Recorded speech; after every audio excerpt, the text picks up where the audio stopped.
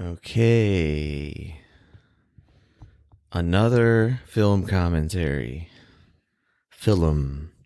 This is a real film, not a movie. This isn't even going to be a marathon. Yeah, it's weird to only watch one movie. We're going to watch the movie Waterworld. I don't really remember why. It somehow got on one of our lists of ideas, and we're doing it. I didn't see the movie before until like 2 days ago for this. This is like a classic childhood movie for you, right? Yeah, it's cool. It was really shocking that Hollywood decided to make a live action of the Japanese manga One Piece so early on. I really hated Kevin Costner's depiction of Luffy, though. Like, Luffy's supposed to be earnest, and he's not. I don't know much about One Piece. Is it really pretty similar to One Piece? No, not at all.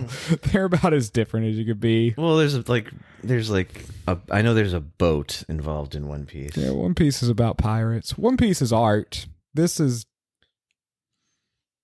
not. We'll get into the real specifics on the post-mortem. We're going to record an episode after we do this commentary. And I haven't seen this since like 1995, so what am I saying? Damn. But now that Did you watch it a bunch of times though as a kid? I watched it more than once, and now that you mentioned there was a longer TV version, I feel like I've probably seen the TV version and the theater version, because my dad drugged me to the theater to see it, because we just, I don't know, we went to see theaters. We went on the theater tour. Sometimes we had accidentally look at the movies, but we were there to see the theater. Hey son, that's an AMC off to your right. You know how some parents drive you around to look at the different subdivisions and pretend about the McMansions they want to buy? Or the Christmas lights. Dad was always like, let's go look at all the theaters around town. I mean, I guess you would, at least if you got out of the car or drove by really slowly and close enough, you could see the posters on the marquee, or not on the marquee, whatever, the posters out front. All right, well, we're not going to see any theaters. We're going to see this movie on a TV screen. This is the way we do it. It's set at the timestamp 00:05, 5 seconds in. And we're going to press play all together now on 3. That's on 3, not before 3, not after 3. On 3. 1, 2. Fuck. I fucked it up. Hang on. One more try. Count me down. 1, 2, 3. The universal sign is wrapping around Africa as we speak. And wait for this shit. This is some cool shit. Do you remember this? No, did Universal go out of business though? No, they're still going strong. But check it out, man. They're using the Universal logo in the movie. Whoa. It appears that the ocean is overtaking North America. Is this about global warming? I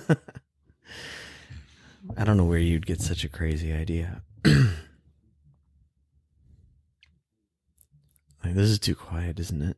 It's a little quiet. Figures.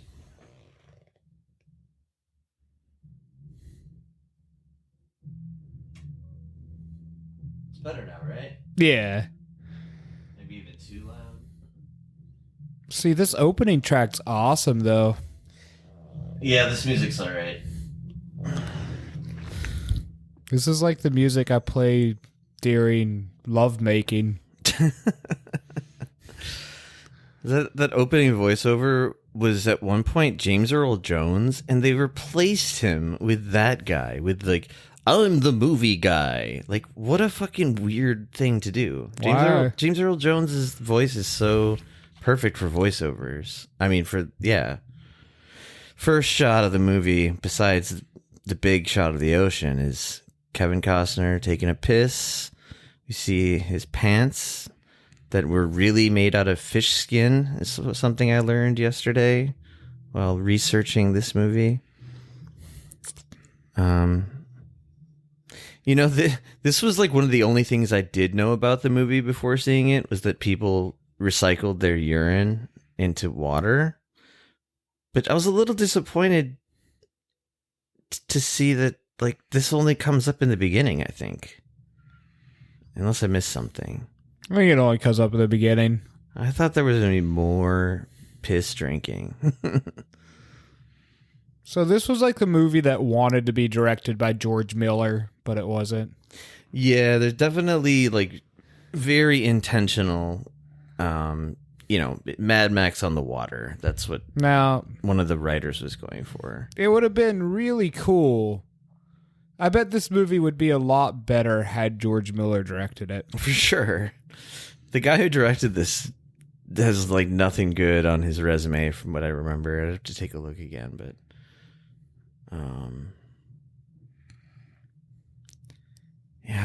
I watched this YouTube video. It's like an hour and a half long, talking about a lot of the production side of this movie. It was kind of interesting.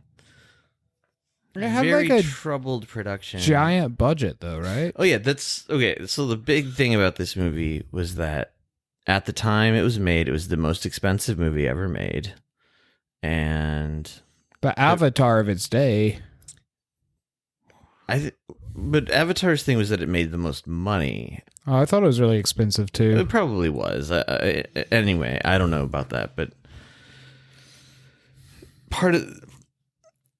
some of the reason this movie was as expensive as it was is like things just got really out of control. It wasn't like budgeted out to be that way, and there was like all this shit with the producers flying in and like threatening people and saying stop spending so much goddamn money.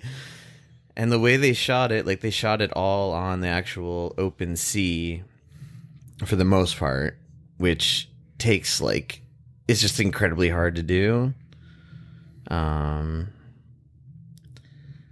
I guess the director asked Steven Spielberg for advice because Spielberg, shot Jaws all on the open water. And Spielberg's advice was, don't shoot on open water. Like, it fucking sucks.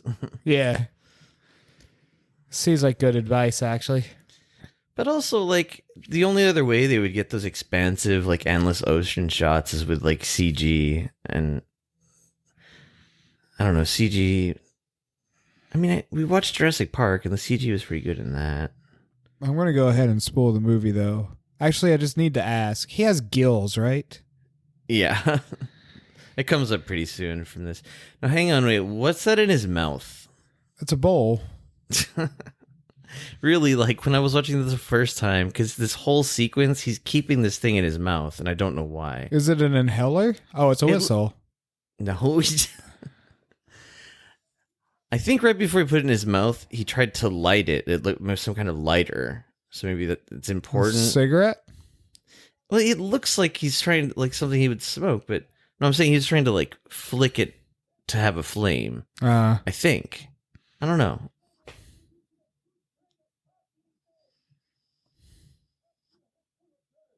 But there's this action sequence about to happen, and notice he just, like, won't put whatever that object is away. I think it's a lighter. Now that I think it is a lighter. I mean, I guess he didn't want it to get wet. All right, it makes sense then, I guess. Why he'd put his mouth, I guess. I don't know.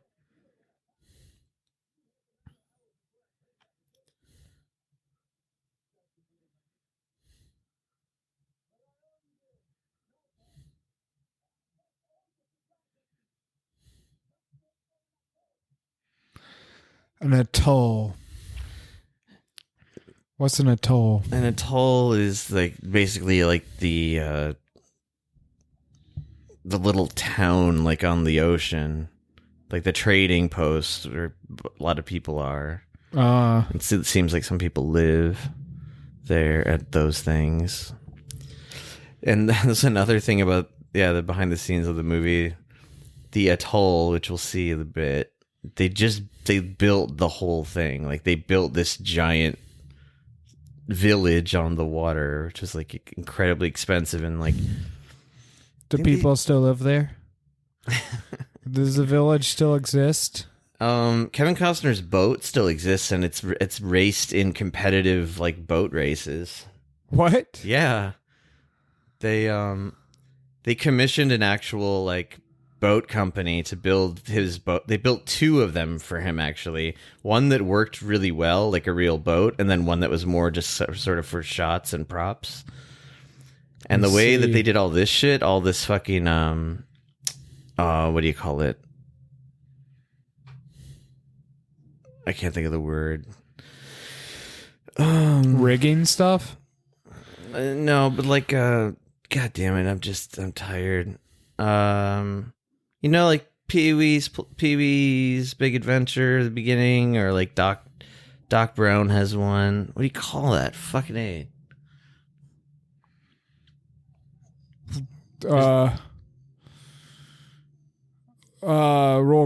Goldberg machine. Yes, Rube Goldberg. Like his boat is kind of Rube Goldberg contraption-esque, and I guess that was like a lot of money. A lot of money, and like it took a lot of like technical ingenuity to build his giant pontoon boat. Yeah, pontoon sailboat. This boat does have a name. I think it's the Trimaran, something like that.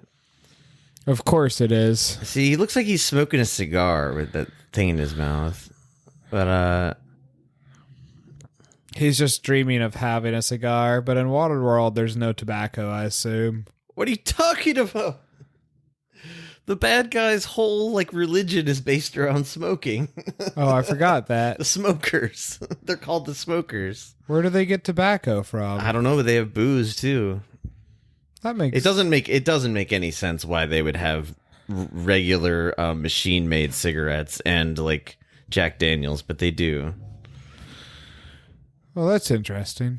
I forgot all about that actually. They said in the extended cut they go further into like the religious qualities of the group of people, which I'm sort of curious about actually. It's like smoking is their holy communion or some shit. I mean, I'm just guessing. I'm the best motherfucker in the world. I'm Kevin Costner. He definitely had that look to him. Now this scene... No, not this one. Never mind. There was like a lot of danger on the set of this movie. Kevin Costner, according to the trivia into like whatever that YouTube documentary, he nearly died. They say nearly died when he was like way up on the top of his boat, and like I guess the wind was really rocking the boat back and forth a lot. It's too bad he didn't die. And then the little girl and I always found the gal. that 90s movies where the stars died were better than 90s movies where they didn't die. Like, look at how good the classic best movie ever made, The Crow, was. First movie where I got to hear the wonderful band, My Life with a Thrill Kill Cult, that I thought was so good when I was trying to be edgy.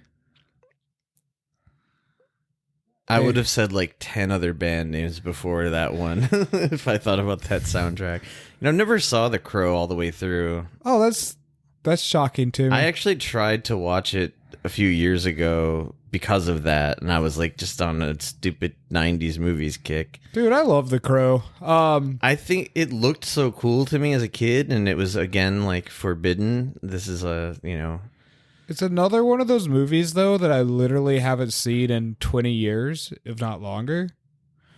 And I really loved it then. I don't know if I'd love it now, but I'm guessing it probably doesn't hold up as much as you want it to. And like Sarah said, I think that was the girl's name of the movie. It can't rain all the time, and things can't be good all the time. Also, you saying the hero dies. He dies, but that's what sets off his whole being a badass for the whole movie, right? No, I meant the actor. Oh. Yeesh. Brandon Lee died during the shooting of the movie. No, I know, but I bet these movies are much better when the actors die during the shooting. Yeah, if Kevin Costner had died in Waterworld, this movie would be like, this would have won like an Oscar and like, Yeah, like Heath Ledger won an Oscar. Oh, it's too soon, right? no, it just Is that an iPhone? Oh no, it's a rearview mirror. no. This is one of the contraptions that he has that no one understands where he gets this stuff from.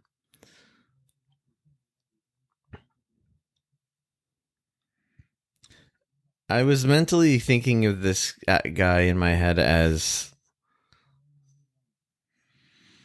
a slightly off John Voight clone. He looks kind of like John Voight in certain shots. Kevin Costner does? No, the guy who was just talking to him.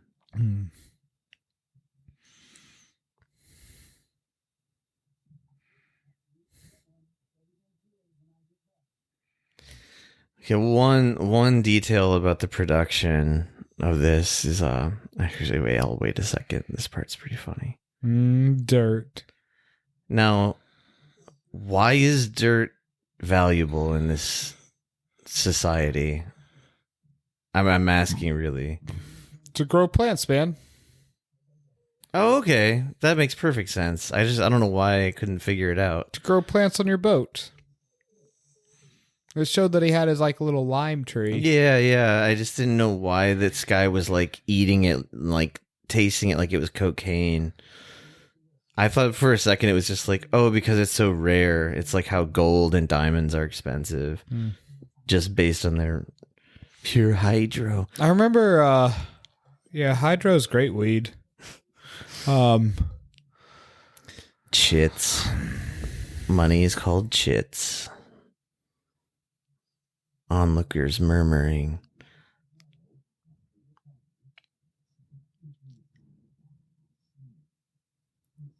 This guy's eyebrows are wild.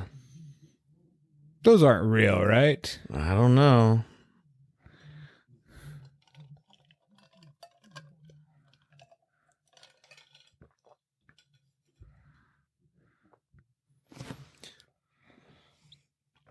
I hate that guy's nose. The long hair guy? Yeah. Don't know why. He's just an annoying character. Like every time he's on screen, I find him obnoxious.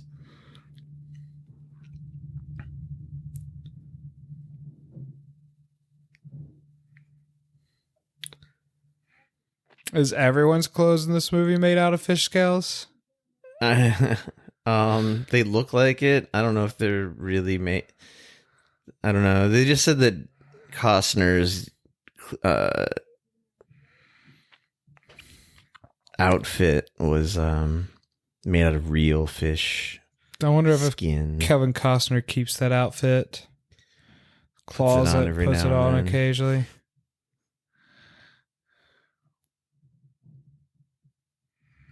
I love how this like bar is just this water bar, rubbing the fucking water on your gums like it's Coke.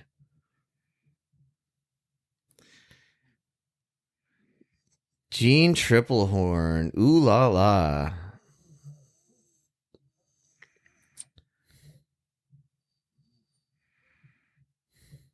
I think her first movie was like Basic Instinct. That's a crazy first movie to make. That is a crazy first movie.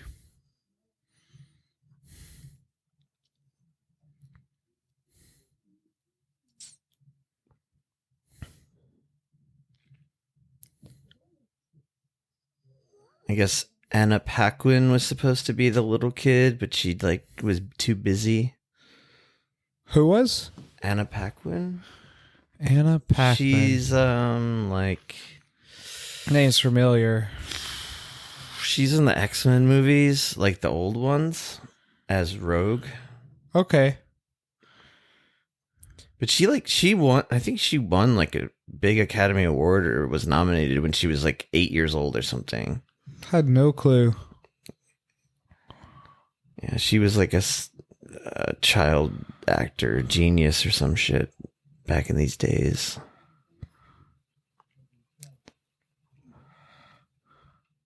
Someone's going to steal his boat, right? I thought the same thing. No, but he had the kids watching it. I thought still like it was his shit was gonna be gone, but it's something else. Something worse. Oh yeah, his name is Mariner. Oh, this part. Impregnate our daughter, please.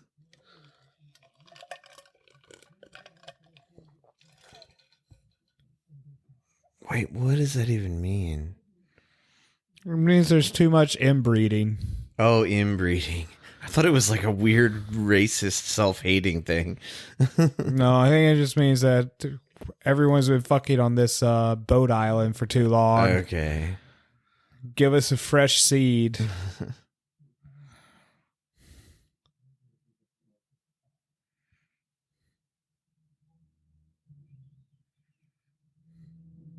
Can you whistle like that? Not really. I can't at all do any of that shit. I can. The fingers in the corner of your mouth one? No. Yeah, me either. My whistling's I'm very a very novice whistler. I never moved past the novice levels, you know. Here's the big reveal. So apparently the producers, it is gross. The producers really disliked the look of this because they said it looked like vaginal. I mean, a lot of anything I'm saying about the background of this movie is based on some YouTube guy who might be full of shit, but I don't think he is. Yeah. He seems to have done like a lot of research. And then like the same year the movie came out, there was like a making of Waterworld book that came out, I guess. So maybe that had some of the fucked up production. Were there some people who loved this movie? The way I understand the narrative of how this movie passed through culture was like, it was before it even came out. Like what the whole reason it got like tagged as like it's going to be a disaster was because the troubled production got leaked by journalists. And see, John Voight. And so it was like before it even came out, everyone was saying like this is going to be a disaster. This is going to be like epic disaster. The most expensive movie. It's supposed to be shitty. Because I mean, I even remember like, let's see, I guess I would have been like 11 years old or something when this came out. I remember really distinctly like hearing all about Waterworld, the worst movie of all time and shit. Yeah, I remember that. And they said, kept saying, and this was like the same year as Dragonheart. Can never forget Dragonheart. Sean Connery's best work. So yeah, it was like a financial flop. That's what they say. I think like it didn't lose money. Like it only made $80-some million. That's not enough money. Yeah, I mean they spent like, I forget how, like in like the 250 million or something, maybe even more. They didn't cut his ears off. They're not offended by his ears. They just don't like that he's a half fish man. But then like a lot of movies do, it gained like a sort of cult following, like, and found new life on like VHS and DVD and shit.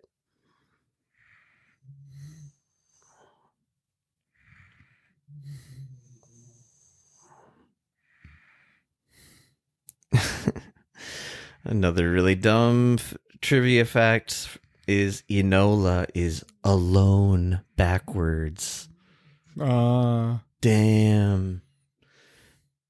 Apparently Enola also has a meaning forwards. I forget what it was though. The YouTube video guy talked about it. And this guy, this actor, Michael Jeter.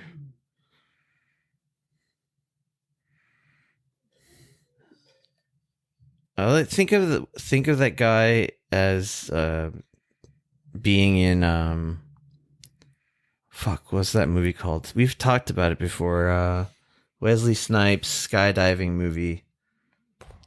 Drop Zone, something like that. Drop Zone. Is it Drop Zone? Yeah. He's in Drop Zone. He's like the computer nerd, the hacker okay. that they break out of prison, and like Gary Busey's just like got him at gunpoint. He's like forcing him to do cocaine and like hack stuff for him. Is Gary Busey in every skydiving movie? Because he's also in Point Break. I think you said this before last time we brought up Drop Zone. But yeah, I'm trying to think of another skydiving movie. I don't know a lot of skydiving movies. He's not in Fast Five. Yeah. I think it was Fast 7 or whatever, but I mean, I think as a new fan of the Fast and Furious movies, I think they could really up their game by putting Gary Busey in them. I would love that. That would be amazing. As like some like older character, like maybe like Don's mentor that shows up suddenly. I would want him to just be pure like scenery chewing, like mustache twirling villain. Like that would be my ideal casting and him still going toe to toe with these big muscular guys, and it makes no sense.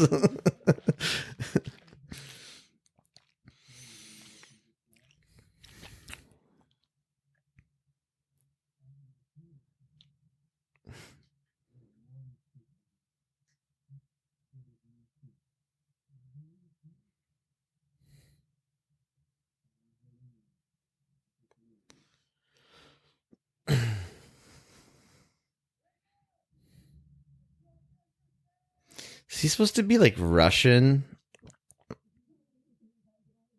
Yeah, I think he's supposed to be sort of Eastern European. I mean, there's lots of shit that makes no sense about this movie. And there's no sense in bringing up everything, but some of it's kind of funny to point out. Like, I think they say this is supposed to be like the year 2500, something like that. And they never say in the movie, right? Or do they? No, they don't say exactly, but I think something I read about the background was like the screenwriter's intention or whatever was that it was supposed to be. I think they do say something in the film, I think like hundreds of years ago our ancestors like failed us or something like that. Referring to like global warming and the ice caps melting. How do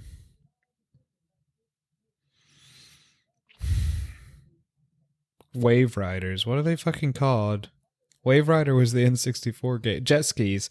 How are all these jet skis still operational? I guess there's new jet skis being made. Well, that was one thing I noticed in the production, in like the art design or whatever, is that the jet skis look kind of cool because they look old as fuck, but they're still functional. Yeah, I mean, it doesn't make sense though. I mean, I guess they could fix them if they seem to know how to do basic mechanical things still. I mean, all their boats. Well, no, their boats are all just sailboats. Yeah. Oh, but that's the thing about the smokers is they're the only group that has combustion engines in oil. They don't explain why. I think maybe in the 3-hour version they explain all of that. They own the oil fields. Speaking of, here come the smokers. You know, for a second I thought that guy was what's his name from Leon the Professional. Didn't it kind of look like him, or am I just? Here come those. Yeah, I was thinking about it. I was like, how many names are there for these things? Jet skis, wave runners. I want to say there's another thing. Maybe there's just 2 names. Never ridden a jet ski. I have. It seems fun. Yeah, I had a great time when I did it. I had one of my friends back home. He had, I guess his dad died, and he got an inheritance and a lake house and some other stuff, and a jet ski. And I guess this was right before I moved to Korea. He would invite us over occasionally to his lake house to ride his jet skis. It was awesome. Shame that his dad died, though. Yeah. But I guess he wasn't really close to his dad. Like, he wasn't expecting to get the inheritance. I don't know. I don't know that whole story. He wasn't super open about it. But It's yeah. like, before we ride these jet skis, let me tell you a detailed tragic backstory. Yep. Exactly. Now look at this guy like really running the guns, this smokers guy. He's got like a pig mask. It's kind of it's like the most Mad Max thing. Here comes the god, Dennis Hopper. This is definitely the best part of the movie in my opinion, is him being in it.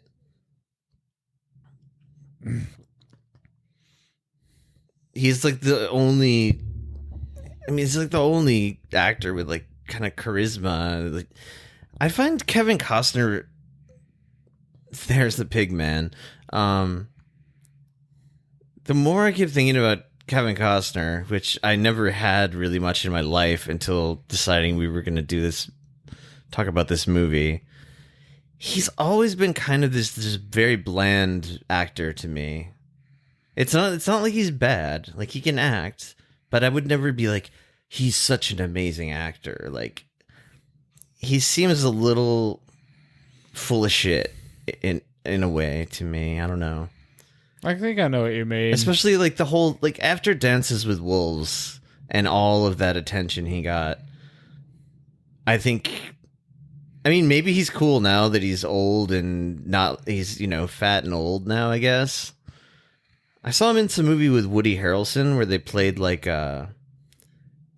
prohibition agents or something. It was on Netflix. Oh, I didn't see that. It was all right.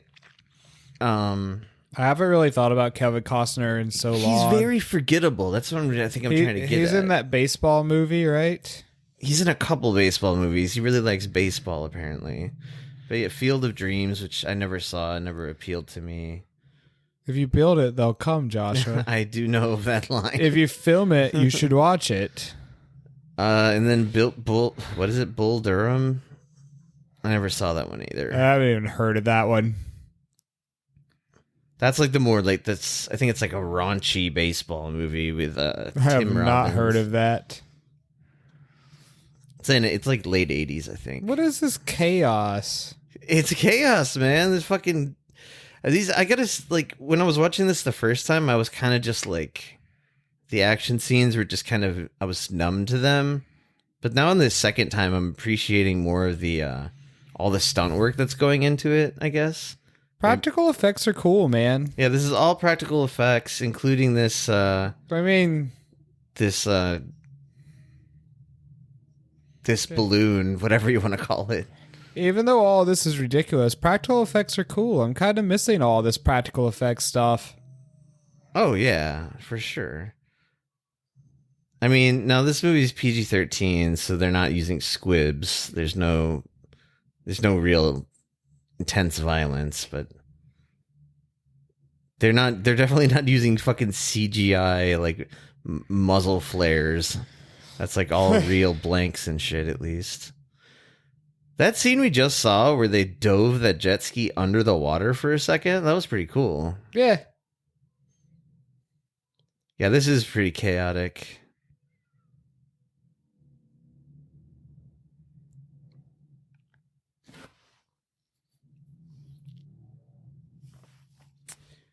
It's definitely, I mean, I laughed about is this about climate change? There's a lot of heavy-handed messaging in this movie, including that, but I'm just noticing the obvious thing now of like, it's like the indigenous people with their spears and shit, and then the bad guys with all their more advanced weaponry.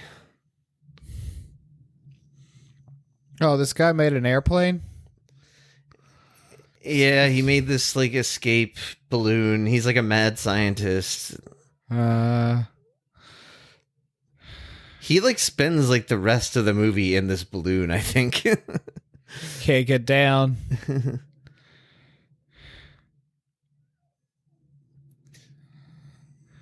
And now this is the reason they're going to be trapped with Kevin Costner. Yeah, that was definitely CGI, but whatever. Was it? Yeah.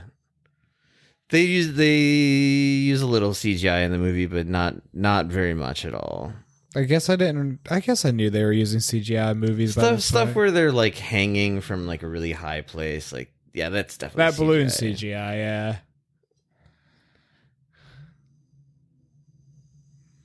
That pig. Shoot it down. That pig gunner just cracks me up. I don't know. It's just a funny little detail.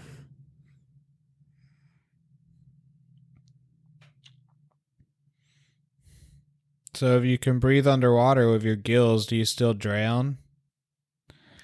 Yeah, that's what I was thinking during this part. I was like, just fucking use your gills, bitch. Can you breathe in mud though? Yeah, maybe not.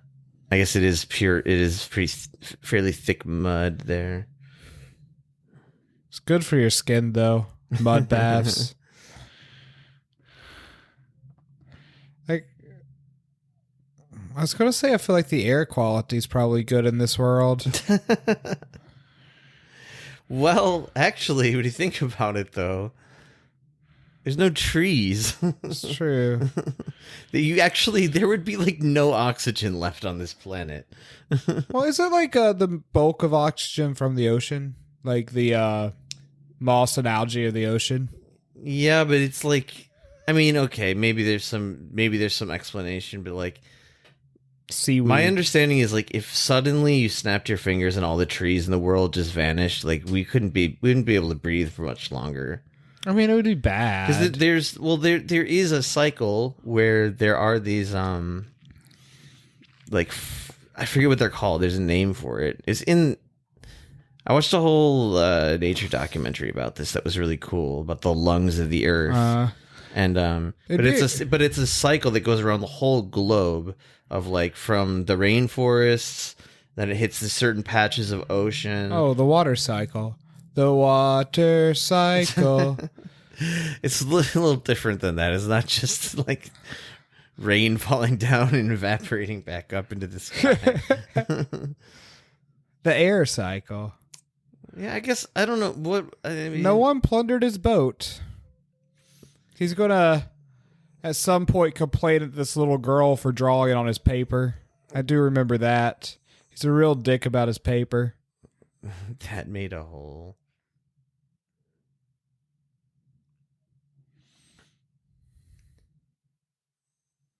It kind of just looks like somehow no one's noticing this. I'm remembering now, like Dennis Hopper suddenly notices, like after it's been way too long, he's like, "Hey, who's that guy?" Didn't say he could leave. I guess they see him now.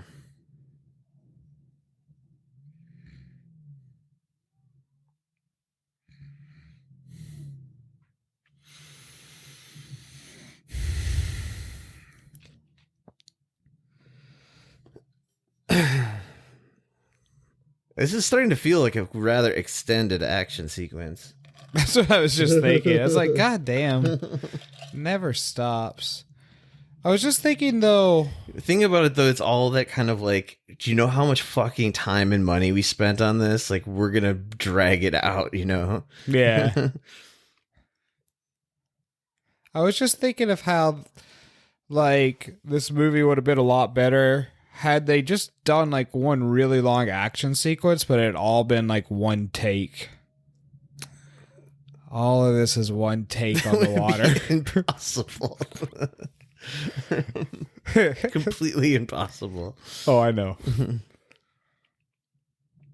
I mean, they could do, like, I mean, like, Mad Max Fury Road sort of feels like it has one take sequences, even though it doesn't, but you get the effect of it because they're on like the linear path of the road. Yeah. Like, I don't think you could pull it off in this. I mean, I guess nowadays you could, and it would just be like using so much CGI or drones. Yeah. And that it would be fucking expensive as hell still.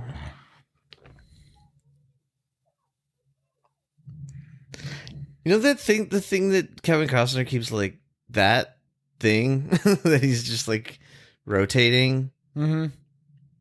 I'm sure it probably has some very easily explained function. He's rotating the cell. That's what I figured. But when he's really spinning it hard, I just sort of felt like he's just doing that to make it look like he's doing something cool. Yeah. It's great that they got Mike Ironside in this movie. They did not. Although there probably are like 10 guys that looked like his brother or something.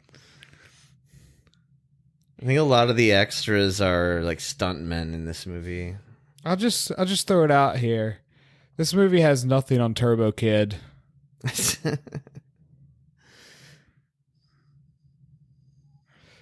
I guess they just started shooting a Ferocia, the new George Miller movie. Furiosa? Yeah, I knew I was fucking that up. Bad with names, even fictional ones.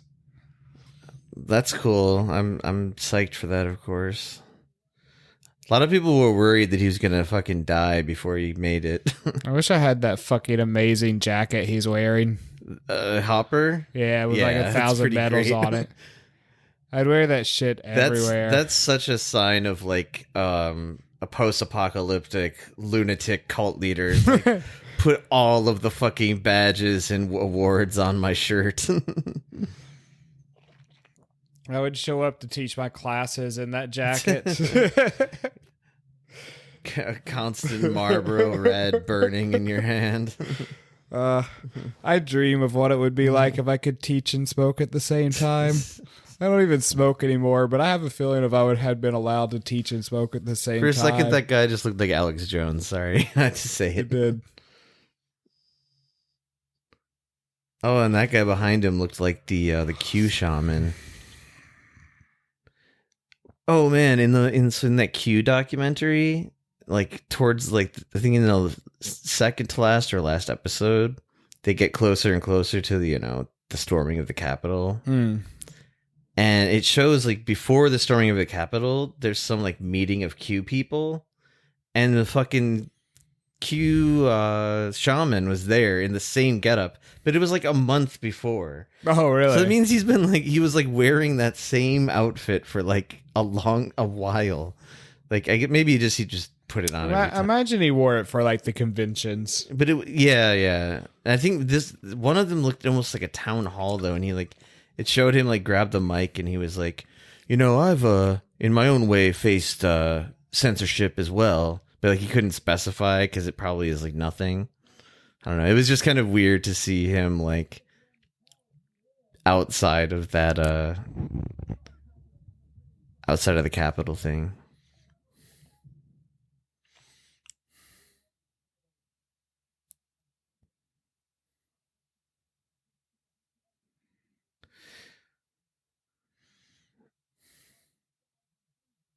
I've still never seen the Mario Brothers movie. I thought about watching it when I was watching this, just because Dennis Hopper, being evil.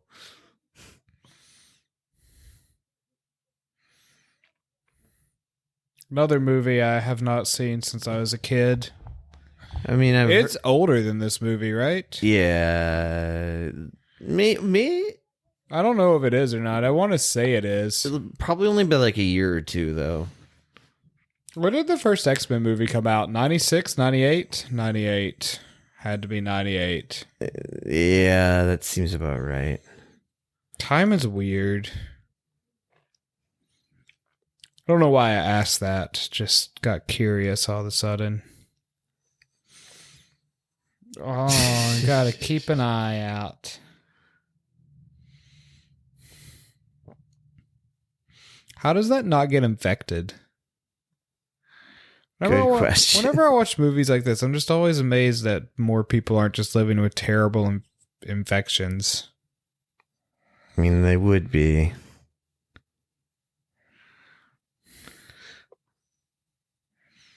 What's he thinking? Why are these people on my boat?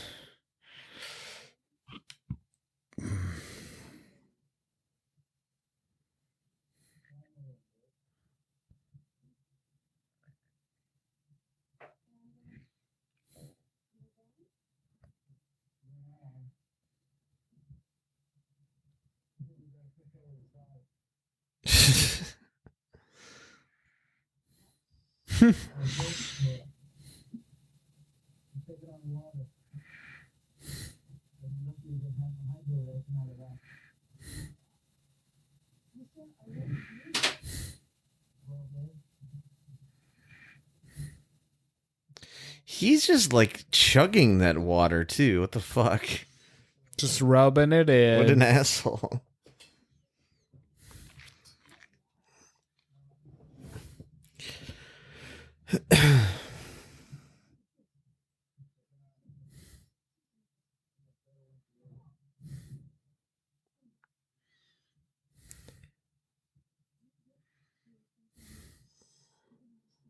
How is there a below?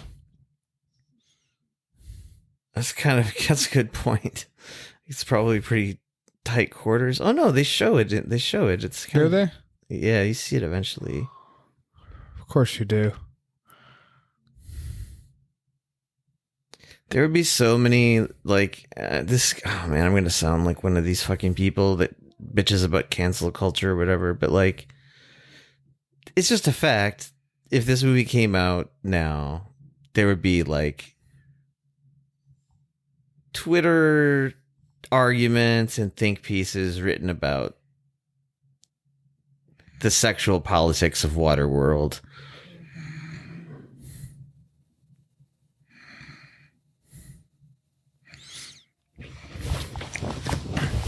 Would there?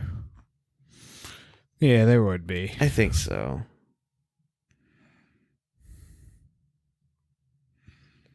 Although I'm thinking about what actually happens in the movie, and crayons. Real crayons. I just wanted to bitch about people who have nothing better to do but write those kind of annoying think pieces about pop culture.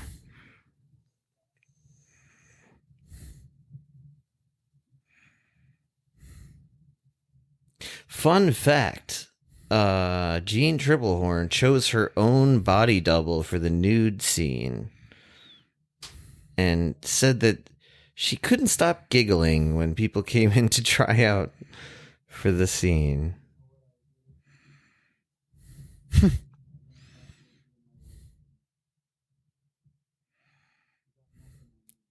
Oof.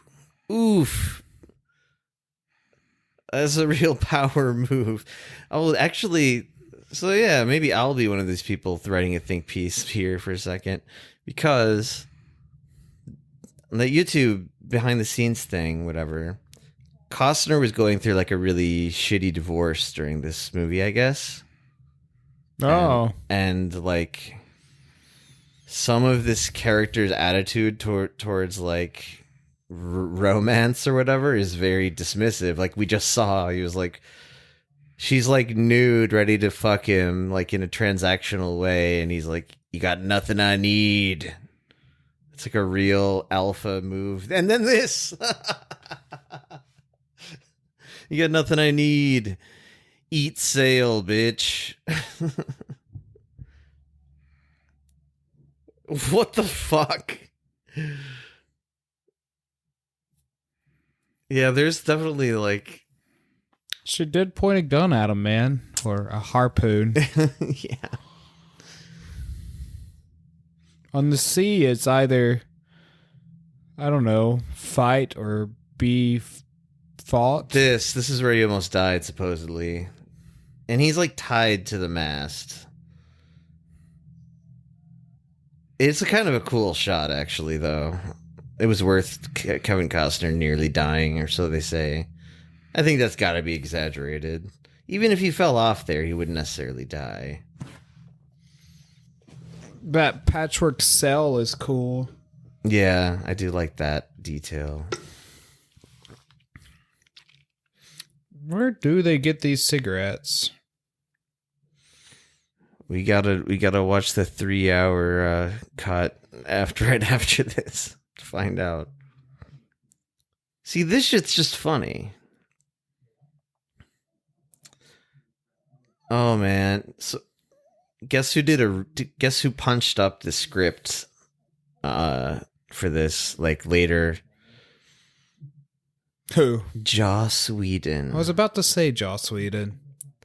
And he said it was one of the worst experiences of his life because he had to work with Kevin Costner closely. Like, apparently what he did was like, because Kevin Costner, even though he wasn't directing the movie, was sort of like in charge, given the power of director. Yeah.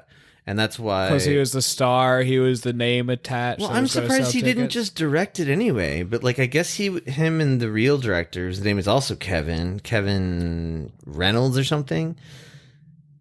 They, I guess, used to know each other back in the day, so maybe that's why he was like, okay, I'll work with him. But he's such an egomaniac. Like, I was surprised to find out that he didn't also direct this movie. But then I guess he unofficially just took it over towards the end, like, because the real director left out of frustration. And he also had to, like, edit the movie. It's kind of like, all right, serves you right, man. But hey, look at this. He's just throwing cigarettes out to people. It's great.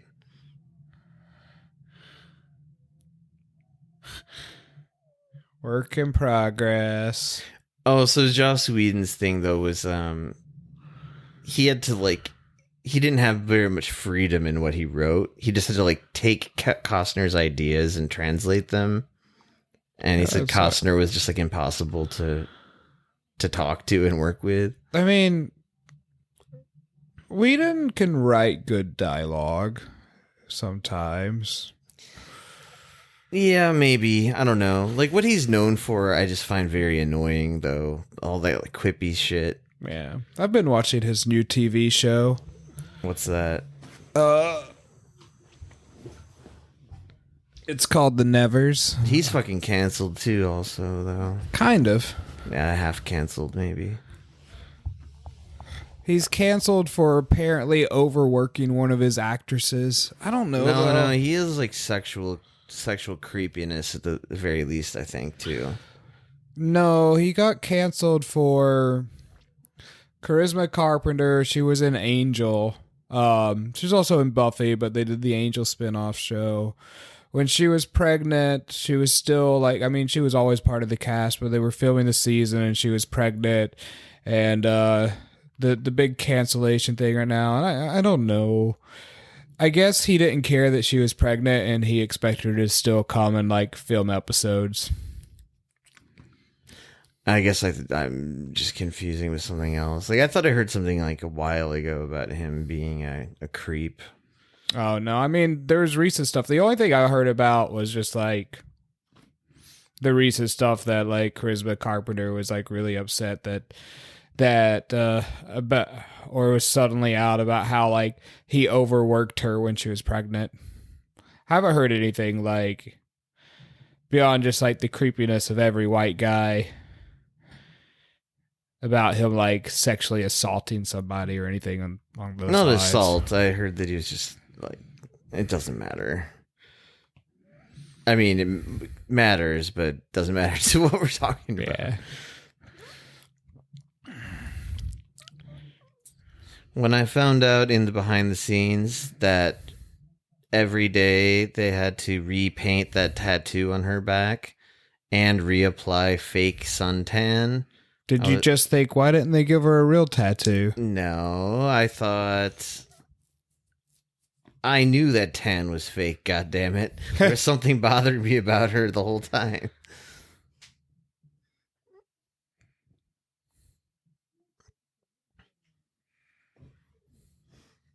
Who the fuck cares about little girls in this horrible future?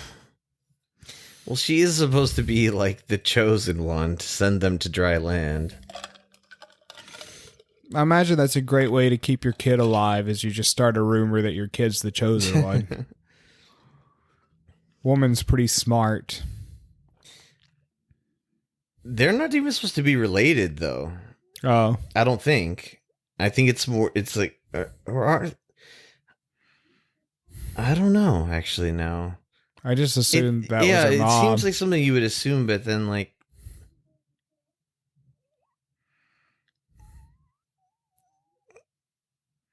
it seemed like something like no one knew where she came from. She just, like, showed up one day or something. I don't know. The grumpy guy and the precocious kid. Just let me eat the leaves from my tomato plant.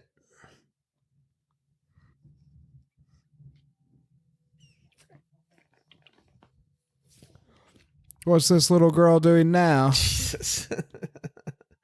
I think this was the scene where the little girl and Jean Triplehorn almost died as well. They like actually almost died, not like Kevin Costner's. Turns out they couldn't swim. No, like I think the boat like almost ran over them or some shit. Like, I mean, Kevin Costner tossed the little girl into the ocean. Had she drowned, would he have been charged with manslaughter? No, they would have covered his ass. How does that work? I don't know. He was like Hollywood royalty at the time. Accidental manslaughter? Oh, would just say she fell.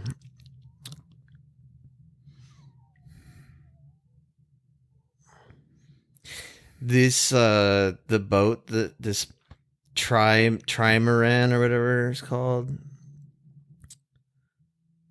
They built two of them. They each cost $1 million. Peanuts.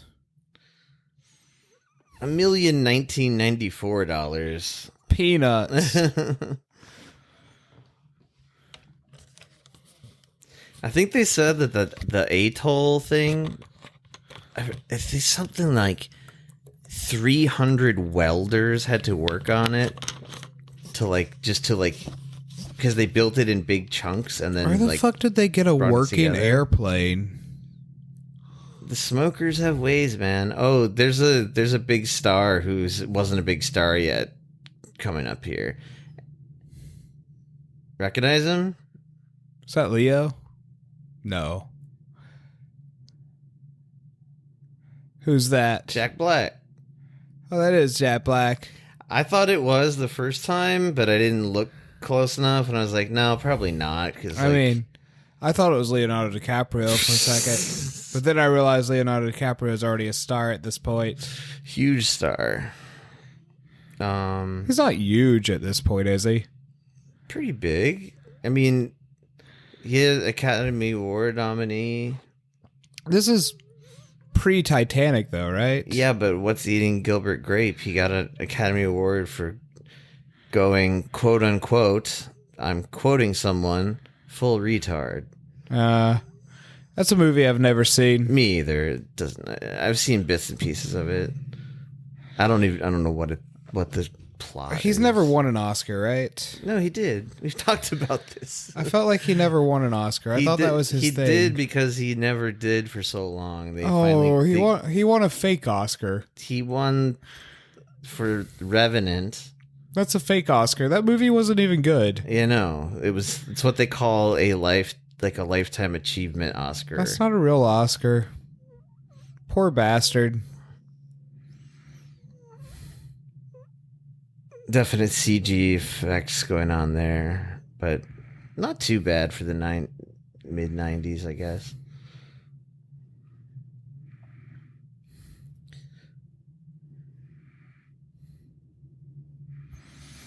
She still can't stop drawing. Is that Jack Black? It definitely is.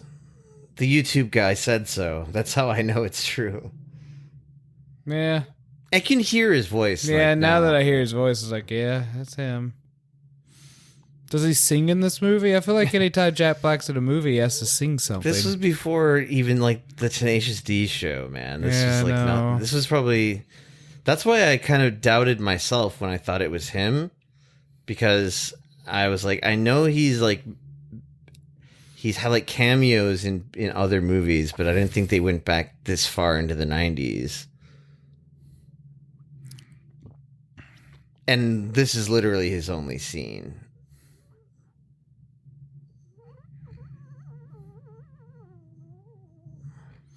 What is the history of Jack Black? Where did he get his start? How did he end up in Hollywood? He wasn't like an improv guy, was he? Was he a... His whole thing was Tenacious D, man. Well, I know his whole thing was Tenacious D, but...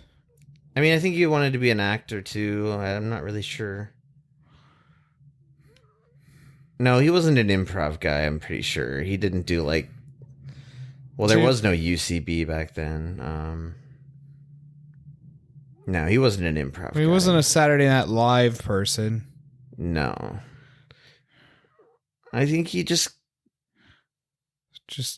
ended up in Hollywood. He was like friends with like all like the Mr. Show people, and because of Tenacious D, he knew lots of like comedians who would go on to get like movie careers. I think that's probably how he like worked his way into all of it. Was there a Tenacious D before the Tenacious D TV show? Yeah. On HBO? Did he have like, really? Yeah, they did like funny performances. This shit's fucked up. This would get a piece written about it. I would maybe write a piece about this. It's kind of punishing women by chopping their hair off with a machete. It's that type of grim realism you expect from this type of shitty world. Oh, wait, I think we missed it, man. Because I wrote in my notes. We definitely missed it. There's a part early on where Kevin Costner says the word Waterworld. He said, "Ain't something like this in this Waterworld." Like, it just really hit my ears in a funny way. Like, no one would be calling where they live Waterworld. I think it's when he's first talking to that guy, like right in the very beginning. He gets his lime plant stolen.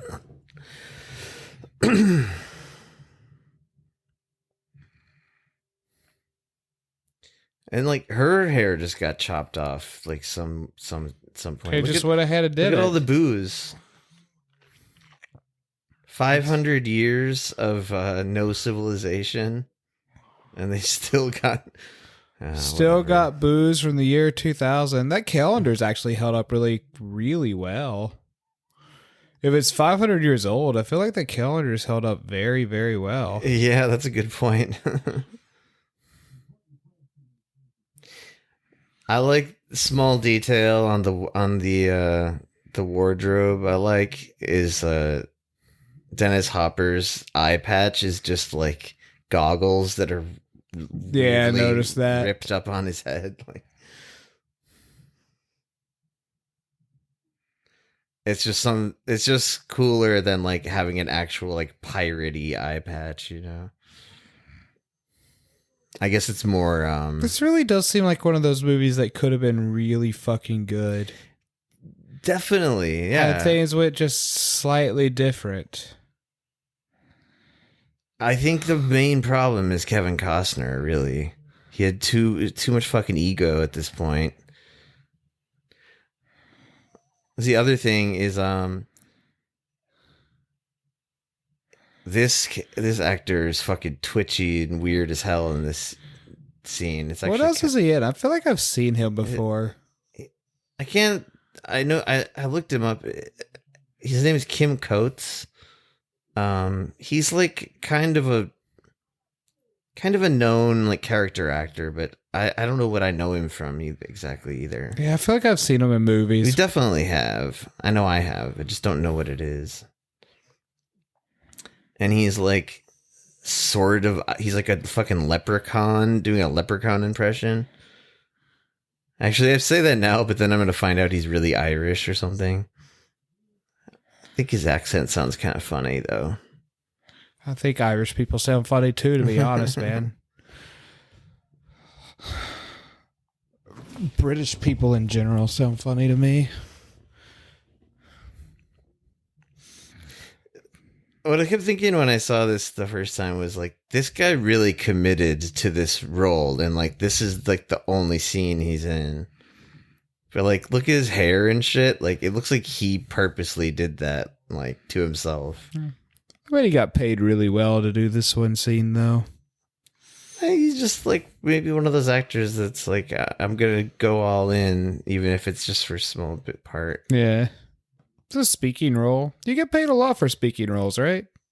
I don't know. How does it work? How do actors get paid? It just, depends who you are. It's your name, brand recognition, all that shit. Yeah. I mean, an actor like him probably gets paid like standard character actor fees, which I imagine exist. Oh, but speaking of actors and money and shit, Kevin Costner, okay? They filmed a lot of this in Hawaii. He was staying at like this like, super expensive resort in like a $5,000 a night room. That makes sense. But all the other cast and crew, for the most part, probably not all the cast, probably not Dennis Hopper and Gene Triplehorn, but basically everyone else was like in these cramped like dormitories basically, and he was like living like a king in this room that had like its own private swimming pool built into the room and shit like that. Well, sure. And like that, but like that they said like added to all of the bad vibes on the set, you know. Like, no one wanted to listen to what the fuck Kevin Costner had to say. But they had to. Oh, that's kind of weird.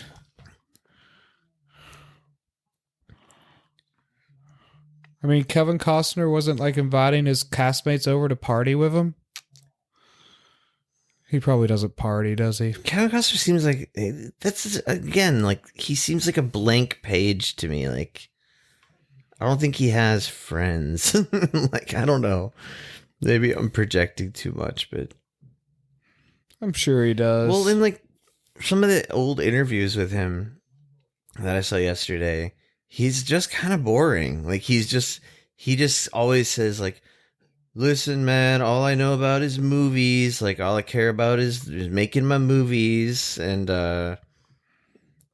don't know anything else. Don't want to talk about anything else. It's like, it's very honest of him. I guess, but it's also very boring of him. I mean, sometimes I don't want to hear celebrities talk about shit that's not movies. No, but like he said, like he didn't even want to talk about like the weather. No, like the I don't know. I guess that's fine. I'm just saying I don't. Why is he wearing a dog tag? He just seems like beige, like he just, I don't know, he just doesn't have any presence.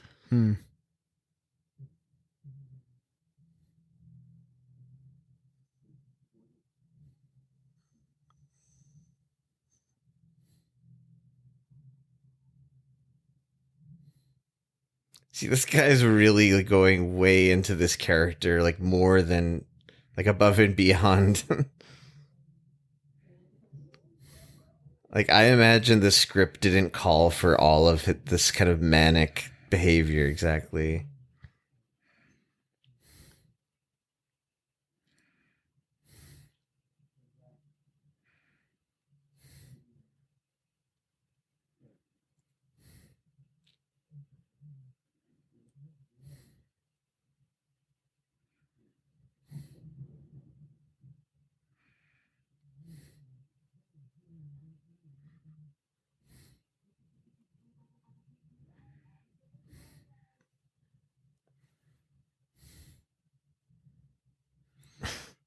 So what?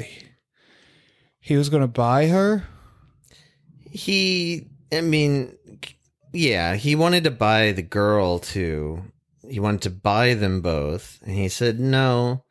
And he's like rent them out.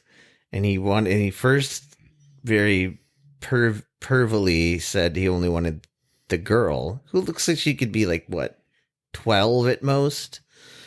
And Kevin Costner just like decided he's going to be Gene Triplehorn's pimp. And he said, you get half an hour with her. And that's why they were both down there. But then Both of those guys look like they eat a lot. Do you think most of these people would actually be way like more, what is it? Emaciated? Emaciated. That's what I'm looking for. Straight to the head. Straight through the brain pan. Nope.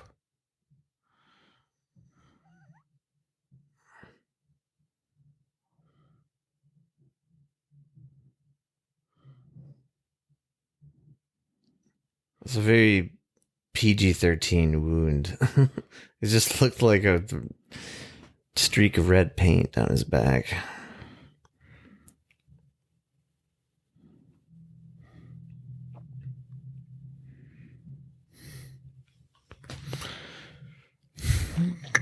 So angry Kevin Costner actually has a heart of gold.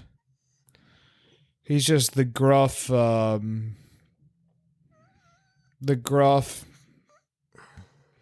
not as cool Harrison Ford type.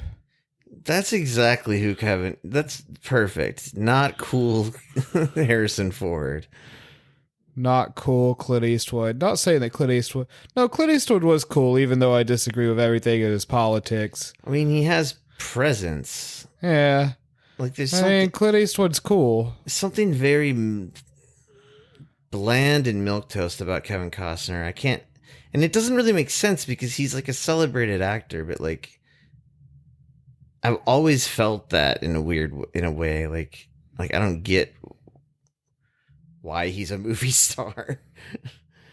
It sort of just seems like that thing where it's like, yeah, that's the thought I had the other day was like, if you're like handsome enough white guy at a certain time in history, you too can be a movie star. If you take a couple acting classes, I don't know. It's always amazing to me, though, how much smaller movie stars are these days. Those days. Yeah. Like Kevin Costner's not like in this scene right now, which I imagine is just about as fit as he's been in his life, right? Doing this movie. Probably. He looks so small compared to like Marvel movie characters. There were just less steroids, right? What the fuck is that? Yeah, I was just going to say, watch out. Is that Jaws? It's some weird sea beast. Are there new sea beast? I guess. Yeah, that's... Wow. I bet that's delicious. Well, this answers your question of why they're not emaciated, I guess. They just blow up gigantic... They just live on... gigantic sea beasts. I guess they do just live on protein. Just like protein and protein and protein. Yeah, I guess they'd build muscle. How do they not have scurvy, though? Oh, that's why the lime tree and the tangerine tree is so important. And the tomato. To keep Yeah, that's how they're keeping from having scurvy. Actually, what has ton of vitamin C is right in the fucking ocean. Seaweed. Kelp. Does it? Yeah. I didn't know that. I remember reading about it because it was like, that's like the ironic thing about the fucking sailors getting scurvy all the time is like, if they just fucking ate seaweed, they'd be fine. Man, I fucking love seaweed. Probably eat it every day. I'm probably around that frequency. Ew. There was a scene that I didn't take notice of that we already missed, though. It shows him swimming like a dolphin. It's really funny. No, I've seen that. I was paying attention to that scene. I guess they got some like real Olympic swimmer to like teach him how to swim, do that form. But like the way, I mean, obviously no human can swim like that. So the way they filmed that was like they just pulled him by like a string and he just moved his legs up and down like he had a dolphin's tail. Yeah. But it just looks funny when you see him do it. I don't know. I laughed, I think, out loud when I first saw it. How, is he like the first mutant? They don't really get into that, and that's why I am slightly curious about this fucking longer cut. Because they say they go more into like the lore and more into like why, like the history. And yeah, I think they even say they go more into like the mutation, maybe. But yeah, they don't talk about it at all after like they just show that he's not exactly fully human. He didn't do a good job of cutting all their hair off. Also, in this damn Waterworld, wouldn't it just be more comfortable to have your hair just like cut short? I guess so. He's doing them a favor. Would you like to have fish feet? No. Probably not. No. But I mean, what if it made you just a fucking world-class swimmer? It's just really, I mean, it grossed me out. I mean, it's just like you as you are now, but you just were a better swimmer than Michael Phelps for some reason. You just can't get yourself on like an Olympic swim team though, because they're like, nah, we know you're not good enough for these tryouts. Like, What if I show them? Just give me a chance. Well, then no. then in your hypothetical, I say no. If I can't monetize it, then I don't want fucking webbed feet. I mean, I guess you could monetize it by getting into the underworld sea swimming culture. Into the sea shanty kink culture. Exactly. This movie saw a real uptick in furries, I bet. Scalies. Oh, she drew a family photo. Why do kids draw so much worse in movies than they do in real life? I think another thing, which may or may not be true, that I heard was that actress, the little girl, it was apparently her idea to have the character obsessed with all this drawing. Probably because she wanted to draw. She just wanted to draw on the set, yeah. Yeah.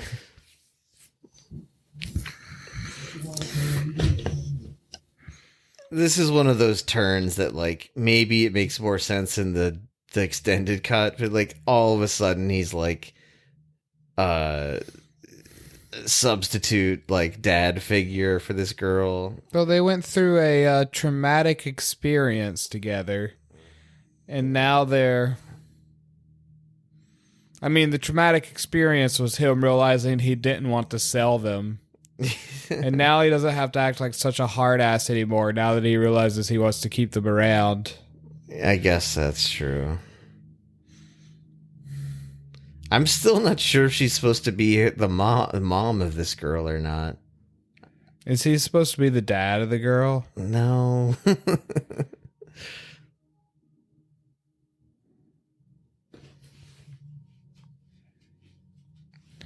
Does this girl still act?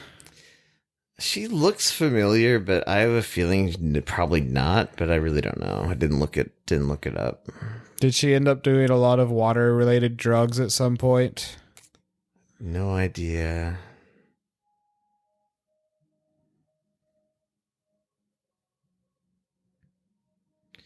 This is egregiously long. It is. Stop showing this slow motion water shit. We get it. You could have shown this for 2 seconds and we'd understand what you're trying to convey. Yes, he's being friendly to her now. It actually almost reminded me of a Neil Breen scene. With fade outs and stuff. Dude, I had the realization when I started trying to watch The Postman last night.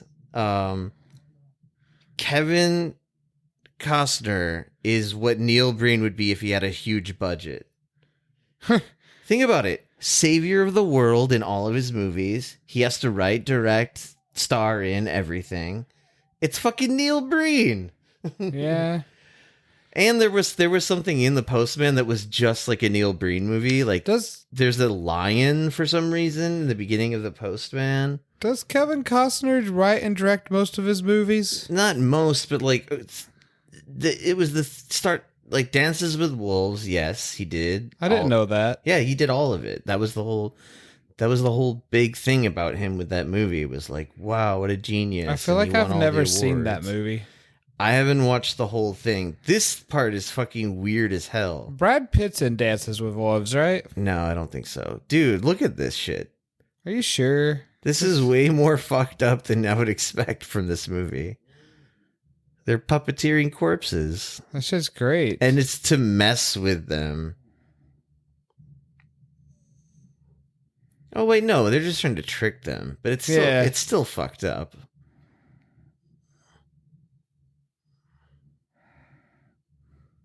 I think the first time I was watching this movie, I kind of like zoned out a few times because like I didn't even notice that corpses thing happening. It wasn't until I watched the YouTube whatever documentary where the guy explained like every detail of this movie. So, how did the smokers find him? I don't know. They have their ways. Sound it. Sound it. I do like the jet skis just popping out of the water. There's just something cool about that. I mean, it's very impractical and done just because it looks cool, but it looks cool.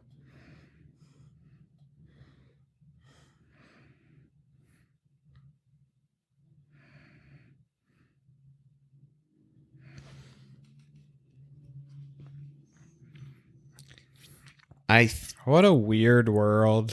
What a weird water world.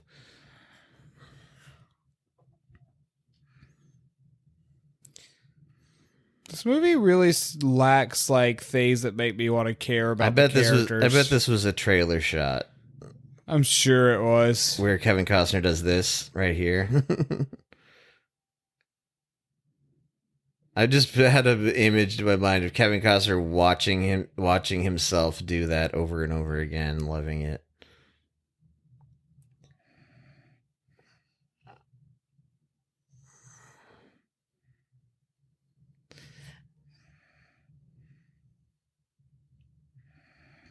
What's he doing, though? I feel like I told you I downloaded Danceables and Postman. I feel like I gotta watch them and really delve into what do I really think about Kevin Costner.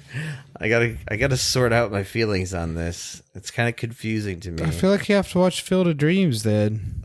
Whatever. Fuck. I don't want to watch that movie. Watch Field of Dreams. No. That movie's great. It's so feel good. It makes you feel good. You build It's about like. You about building a baseball stadium like in your backyard. Ghosts of baseball players. Yeah. Fuck that. It's like the exact type of movie that you're going to love, man. It sounds like the... How do you spell Costner? You spell it exactly like I thought you did. Yeah, the way it sounds. Costner. Mm-hmm. I just wanted to see how many Kevin Costner movies I've seen before. I've never seen Yellowstone, which I guess is a TV show.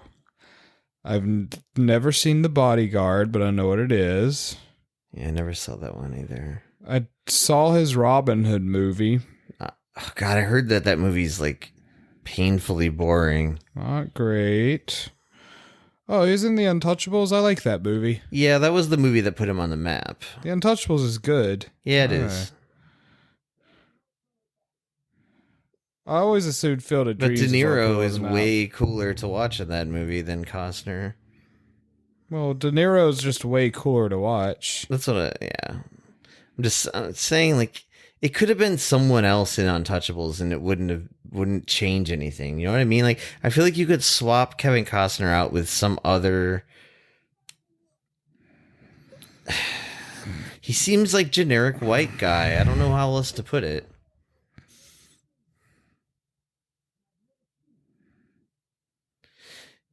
I also thought about something the other day, too, that I thought might annoy you about Kevin Costner. I always assumed he was from somewhere in the South because so many of his movies he puts on like a generic Southern accent. He's not really doing it in this. I think he does a little bit, but then I saw like what his life story or whatever. He's just from fucking California. That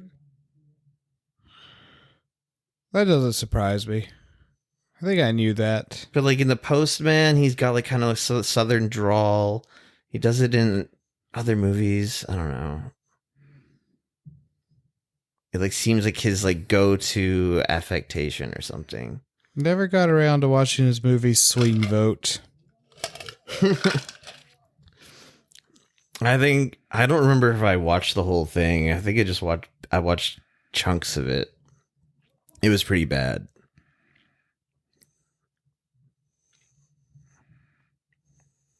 Hey, it's a diving bell. He built his own diving bell.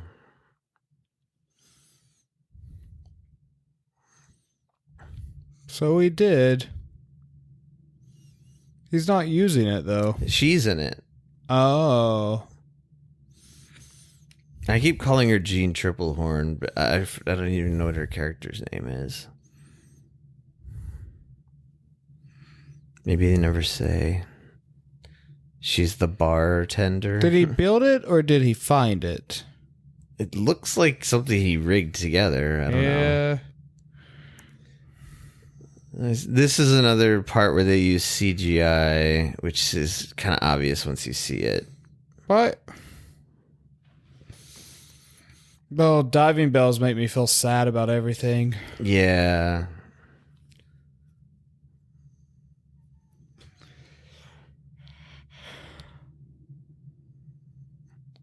I guess you would need flares if you didn't have flashlights. If she's trying to make her see what's down here.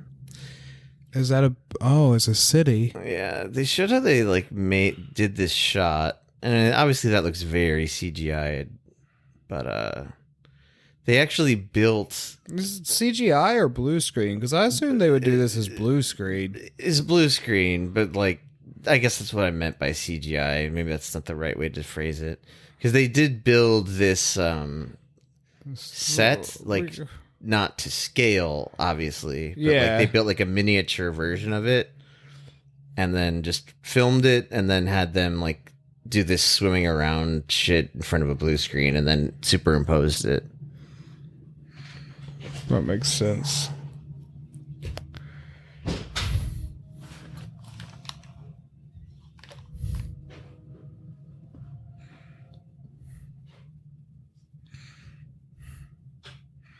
So this is the romantic interlude in the movie. Is that a can of Pepsi or PBR? I don't know. I missed it. It was a can of something. It was a can of Pepsi. I mean, briefly, I thought it was a can of PBR. The big reveal, I guess, is this is where he gets all the soil from. New York. Oh, they said actually that they modeled the city off of Denver. Oh.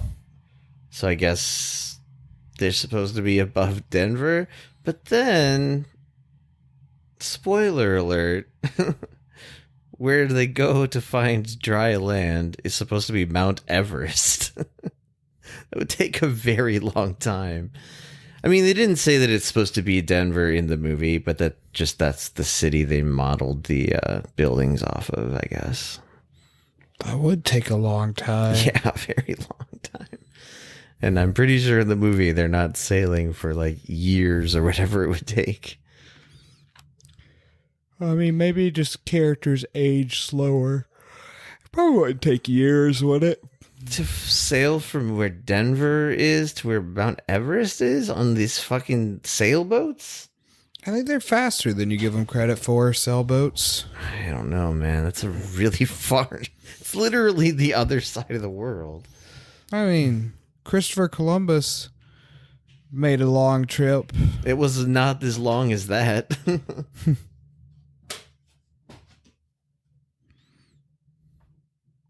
Oh, shit. Would that have really made a difference?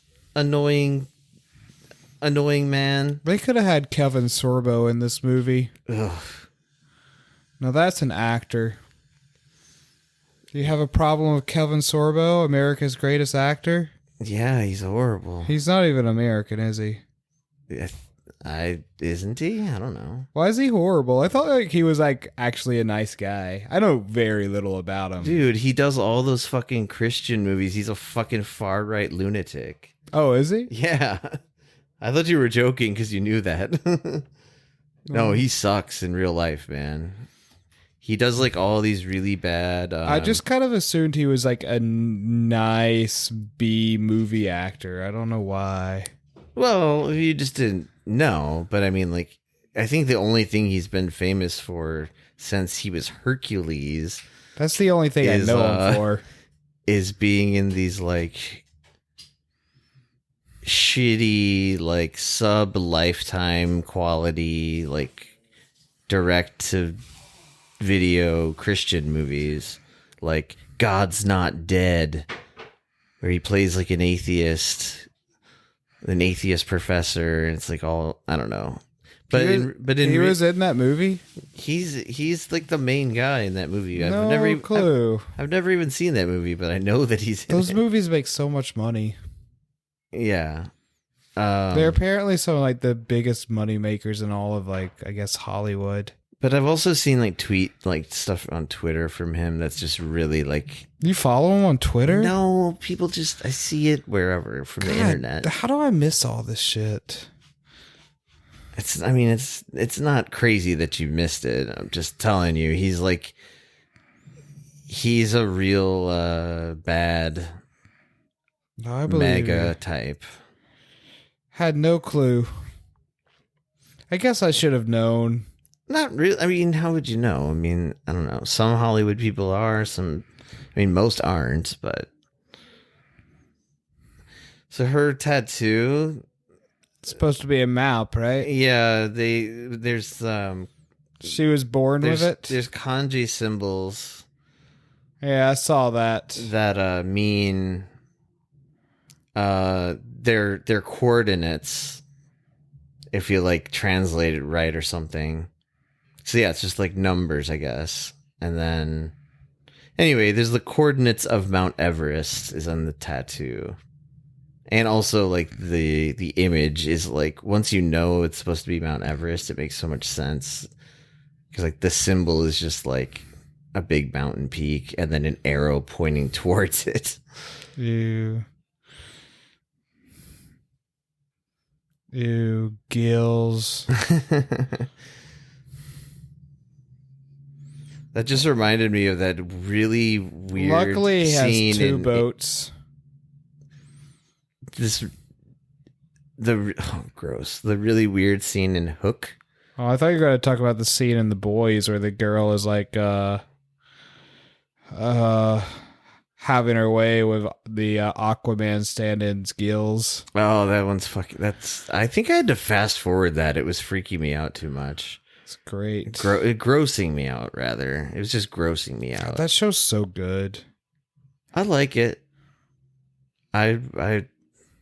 I took your word and watched both seasons pretty quickly. Carl Urban's a pretty good actor. I was gonna say though, that movie Hook, where Robin Williams, he like when he first like lands in Neverland and he's like under the water. Do you remember this? Not really. Okay, it was really. It was like it's probably like an early like erotically confusing moment to me as a kid, because like there are these like sexy mermaids that like find him remember under the water, and they're like kissing him to like breathe air into him, but it's like it's done in a very like we're about to have an orgy kind of way where they're like passing him back and forth. Yeah. And I was just like, I feel weird watching this in 1991. Yeah. Who knows how much that's informed give her a cigarette? My life. He is. He is going to give her a cigarette. That's good. He offers her one. It's funny to see him trying to act like friendly. He seems like a nice guy. Yeah, but he's doing, you can tell like under the surface, he just wants to be like, fuck you, give me what I want.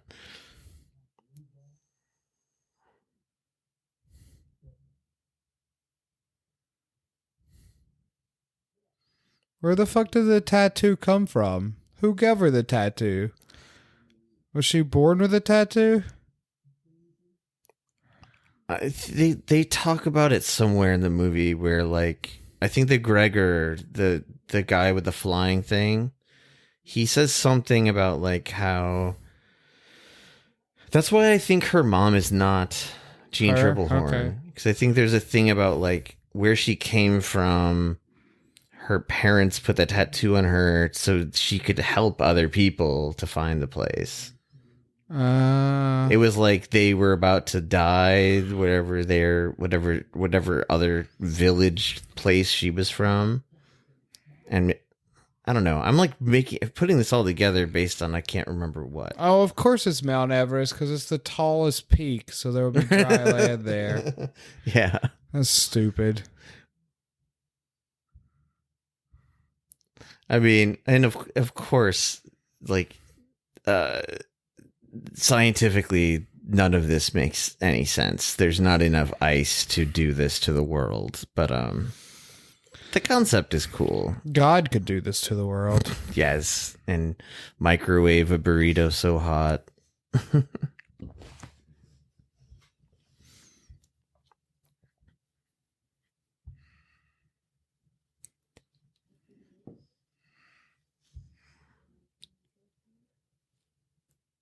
Was she really offering herself to him? You should know, man. This is your favorite movie of all time. Don't tell me my favorite movie. Definitely not my favorite movie. Yeah, obligatory lovemaking scene. Lovemaking's not in new movies, and I approve of it. I know some people disapprove of the lack of lovemaking in new movies, but I think I'm all for it. I like living in a sexless society.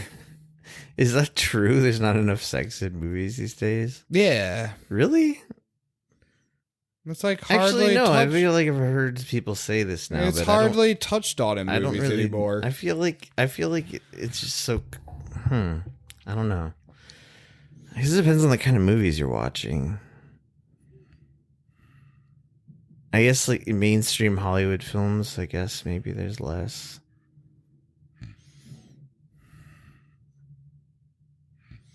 Oh, he's mad now. I think the reason for that, and I'm probably not the first person to guess this, is just because like porn is so fucking ubiquitous. Like before, like people wanted like titillation from Hollywood movies, and that's why like in the 80s, like 70s and 80s and 90s as well, there was so much like Skinamax style movies and stuff, you know? Like pretty sure that shit doesn't exist anymore. It would be funny if it did. I mean, I guess it probably does somewhere for some weirdos. I remember this Nash. Yeah, those are very well preserved for 500 years as well. This part's just stupid funny. He's like, a tree. Her tree looks like the tree from the picture. That's how I know she's really seen dry land. Not from the drawings of horses she makes. I mean, I guess if you would assume, I guess there's no, like, the average person doesn't see photographs anymore. Because that's, like, the whole thing is, like, the normal people, like, you know, he had that, the mirror from the car. Yeah. And it's, like, people didn't understand where he's getting all this weird novel shit from. But it's because of his fucking mutation that he can dive so deep. Oh, another person who almost died on the set of this movie, Kevin Costner's stunt double, diving double. He got the fucking bends like so bad that he nearly died from it. Oh. Yeah, because he just did like a deep dive thing or Shit. whatever. He got some big old air bubbles in his brain. Oh, Balloon Guy's back. Look how out of nowhere that is, though. I love that. Like, you don't think he would have been screaming at them from far away? Like, he's just suddenly right above them. And they're, like, out in the open sea. Like, they would have seen him coming.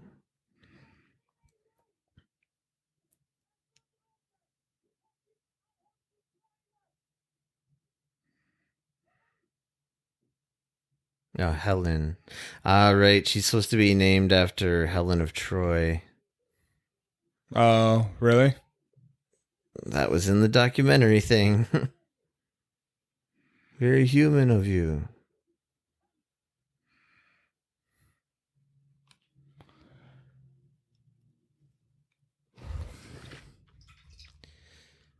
I think the first person they wanted to do the rewrites on this was the guy who wrote Blade Runner, but he turned it down.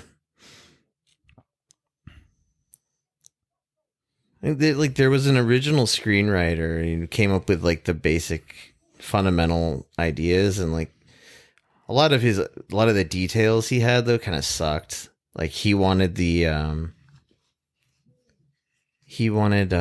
Deacon, the Dennis Hopper character, to be like sitting on like a literal like clam throne, and like Clan throne? yeah, like he wanted him to be like a real like sea themed like villain, which sounded very lame compared to what they ended up doing. But that guy, to his credit, I guess, he's the one he basically saw Mad Max and then was just like, what if that was on the water? Like, I mean, I feel like there could have been a good movie in all this. Oh, for sure. So that's why I'm honestly giving that guy credit for coming up with the basic premise is pretty good. It's just a lot of so many problems in the execution along the way. So when is this franchise going to be rebooted? I don't know. I mean, everything gets rebooted. I'm kind of surprised it hasn't been, honestly. Yeah, that's what I was just thinking. I feel like there must be someone out there itching to reboot this.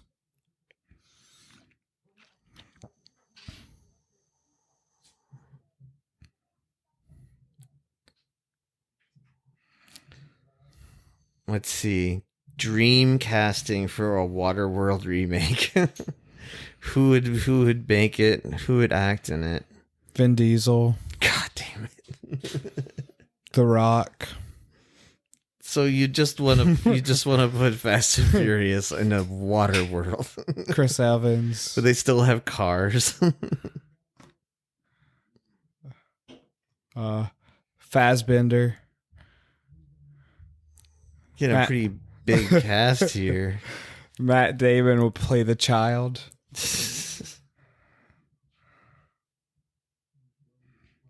Joe Hazelwood.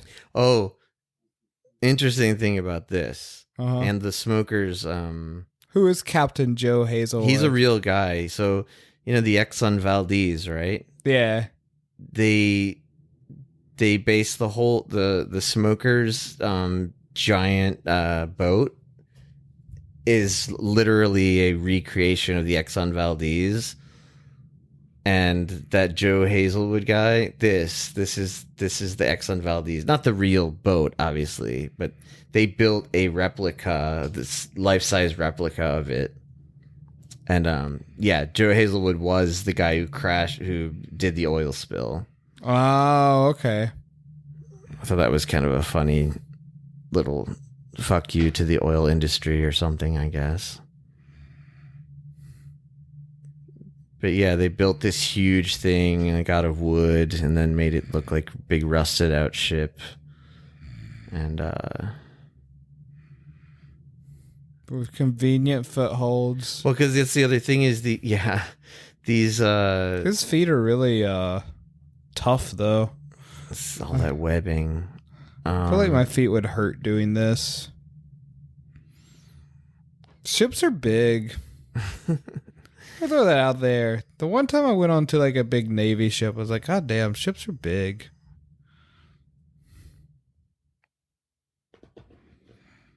God.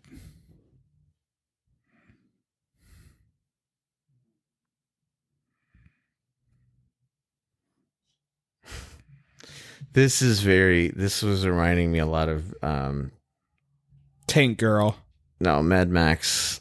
Like when what's his name? The fucking lead, the main baddie. Something Joe. Joe Smoker. No, from Mad Max Fury I Road. know. This just reminded me of the like greeting the people or whatever. Because watch, he's about to dump more cigarettes on everybody. I think it's cigarettes. He did it before with cigarettes.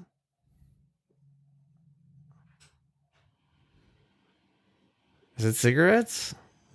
I think so. Oh, No, it's spam. Smeat. Did you see Smeat? Yeah, Smeat. I noticed that before. So maybe it's cigarettes and spam. Like, I bet spam, that's fucking tasty shit, man. Especially in this world where you can only eat fish. It would last 500 years, probably. It's my understanding that canned food is Jack good Daniels. forever. Straight from Tennessee, baby.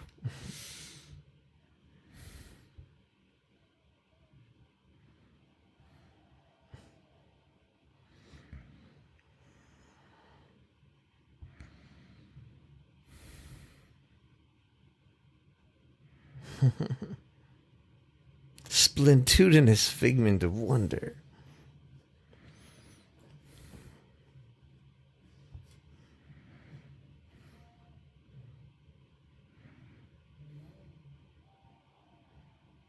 That's all he has to say to get a big applause.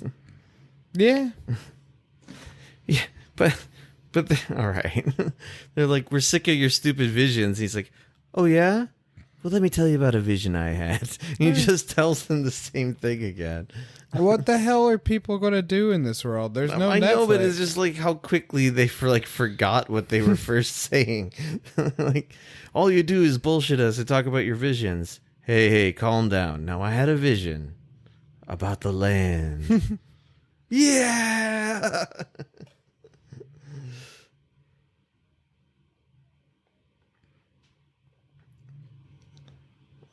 This part's badass, if I'm remembering right. Eat jet ski, motherfucker.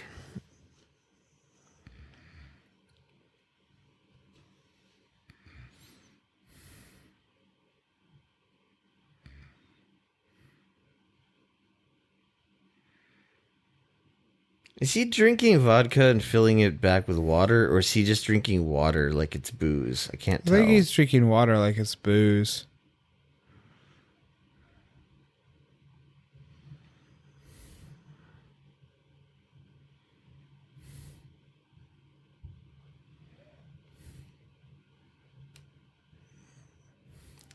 Yeah, the documentary goes into a lot of detail about like how so much money got spent. Like they made so many of those like hand sewn like post apocalypse style wardrobe. Yeah, I can see a lot of the money being spent on the wardrobe. Well, like look at all the like when it shows the crowd, they all had like these custom clothes made. It's like 300 some people probably.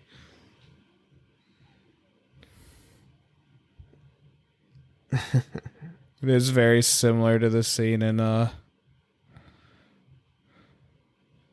Mad Max. Who's the mustache guy in the picture behind her? I was wondering that too, actually. I feel like I should know. Looks sort of like Stalin. That's what I was thinking, but I'm like, is that Stalin? I don't think it is. It probably has some significance. I'm sure it does. I doubt it's put there It's for probably no like reason. some actually, it looks like a priest or something. Navy captain or something. The collar's different. This is some cheesy dialogue. I bet Joss Whedon wrote this shit. No. I think Kevin Costner wrote this shit. Because it's about him being a badass. Yeah. No, I think the they said actually Joss Whedon's contributions were like making the smokers like say more funny shit instead of just being super serious all the time. He'd probably come up with a lot of this shit.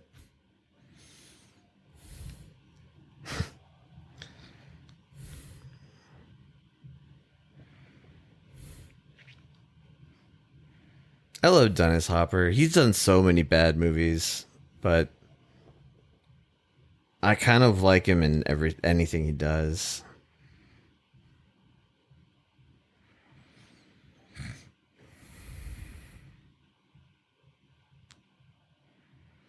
He seems like the kind of guy who never really phoned it in.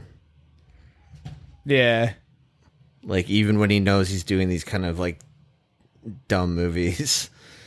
I mean, this isn't even a good example. This is, like, a huge blockbuster, but, like, I don't know. I'm trying to think of some examples, but I can't. He's done a lot of crap. I mean, the Mario Brothers movie, for example.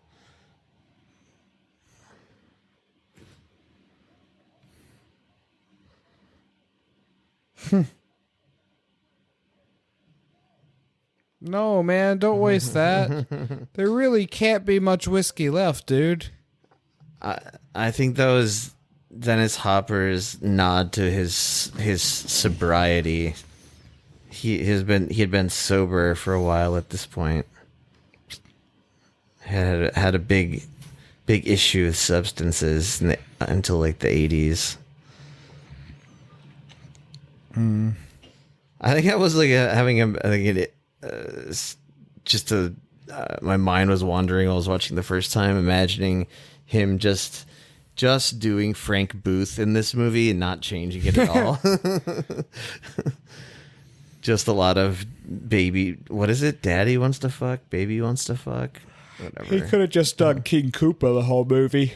Or yeah, switching between the two. So they basically turned this old oil rig into a Viking ship. Yeah, the Exxon Valdez. They're now. That's awesome. Pushing with oars.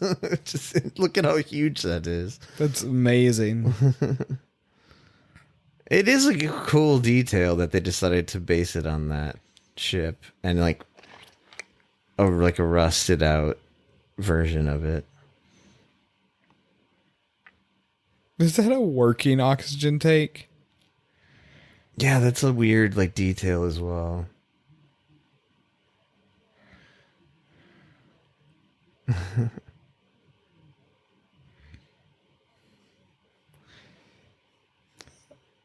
That's the second time they've talked about just cutting her skin off of her back so they can stretch the map out.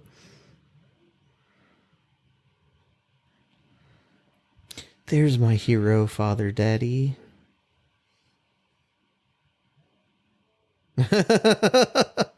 His delivery is just so funny to me. I don't know why. It just sounds like a boss. He also sounds like a confused tyrant. Hey, this slave isn't rowing like he's supposed to.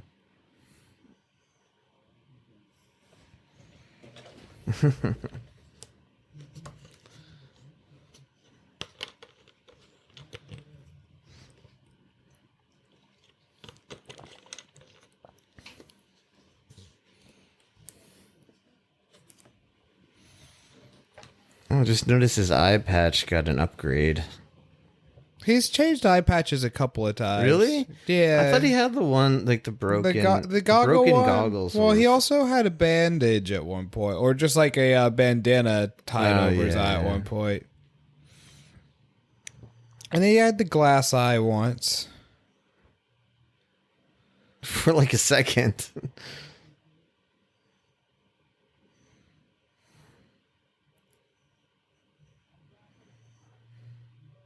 Wouldn't you also burn? Yeah. Better all to burn together than for them to have the girl.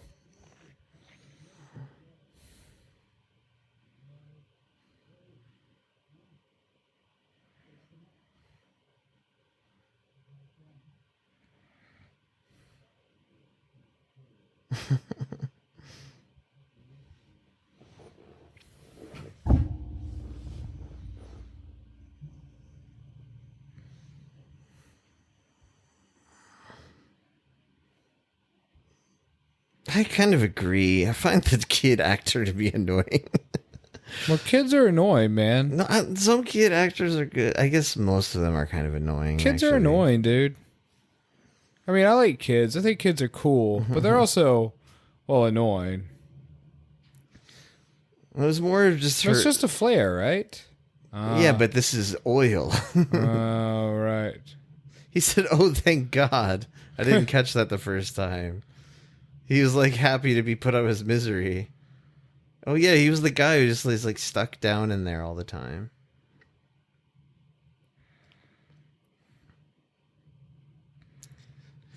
I have a feeling this is gonna be another like 20-minute action sequence. Man, but I think it's the last one.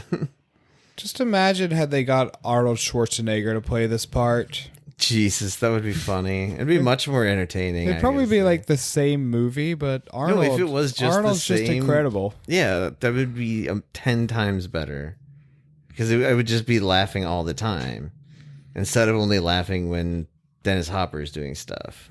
Or if they'd gotten, I don't know, Sylvester Stallone would have been funny for me just for his fucking voice. Yeah, it would be painful though too. Like Stallone sucks, man. Fuck that guy.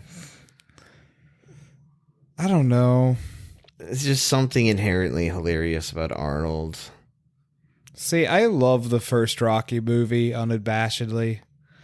I like the Rocky movies, even the bad ones. But okay, for some reason I was thinking maybe you'd never seen them, and I couldn't remember why I was thinking that. Well, you might think so because of my parents' puritanical thing about movies, but actually I remember very distinctly my dad renting all the Rocky movies, and this was by the time there were 5 of them. Like, but it was like a thing where it was like, okay, this Friday we're gonna watch the first Rocky movie. And then, like, next, every week we'd watch the next one. Surprised they let you watch the first one. The first one's kind of grim at times. My dad just liked them, and I guess boxing violence was okay. Yeah, but I mean, like... No, there are elements of it that are, like, intense. I was probably pretty young when I saw those, but, like, I don't know. For whatever reason, if I hadn't seen them at such a young age, I probably wouldn't have a fond memory of them, but no, I do. The first one's like a movie, though. It's like a real Oscar-winning movie at that. Yeah, and Stallone never will let people forget that he was taken seriously as a screenwriter once in his life, and never again after that. But, it is a good movie. But, a lot of people say the fourth one is shit. But I think the fourth one's fucking hilarious. It's like, it's so entertaining. Is that the Russia one? Yeah. Because it's got all these weird Cold War politics in it. It's like, it's just absurd because it's like the 4th movie in a franchise about boxing. So it's like bound to just get kind of ridiculous by that point. I remember even really liking the 5th movie as a kid. Oh God, the 5th one's so bad. It's really bad. I mean, I was a dumb kid, but like all I remember about it was that there's this really, in my kid mind, intense street fight scene between Rocky and he like takes on like an understudy in that movie, I think. Yeah. And they end up like hating each other for whatever reason and fighting, like fist fighting in the street. Something about Rocky doesn't pay attention to his real son and puts all of his time into it. Yeah, exactly. Yeah, I remember. I mean, I'm sure it's a terrible movie. I just remember the fight scene being so intense in my little kid brain. I mean, I was probably like 7 or 8 or something. I should watch First Blood sometime. Still never saw it.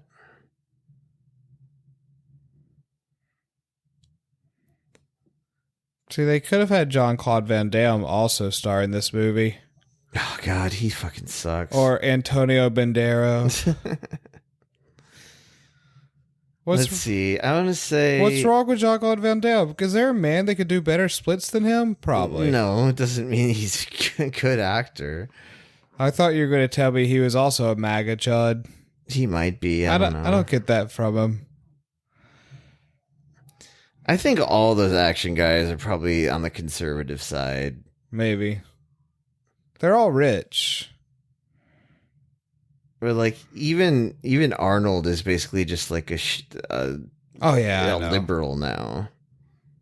No, I'm saying like he used to be. I remember Schwarzenegger being at the Republican National Convention in like 2004, and he said,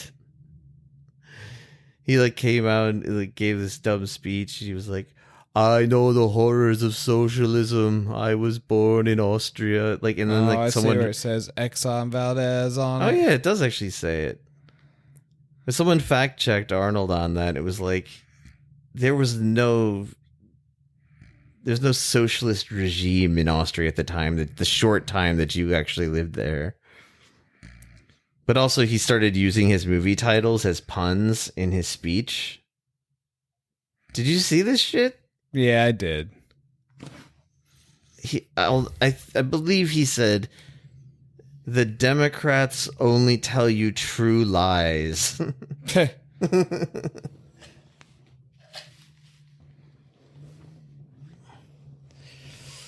It's kind of true, though, man.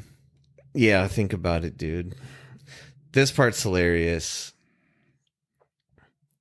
And this is heavy blue screen. I was going to say CGI again, but it's blue screen.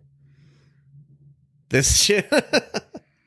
This was fucking makeshift bungee, and then for some reason, all three of these things don't explode that way when they crash into each other. I want to get a screen grab of Kevin Costner's face when why is that blue? When he was rising above that explosion.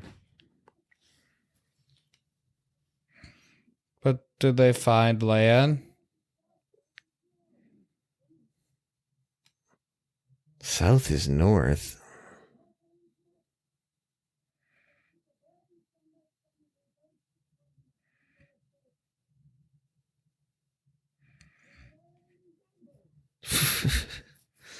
It's just that simple.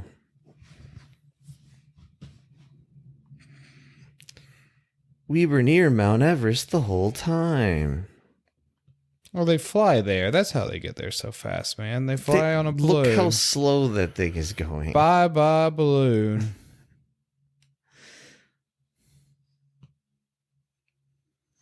Let's get a sense of how much time is supposed to have passed. It's amazing that the balloon never sinks.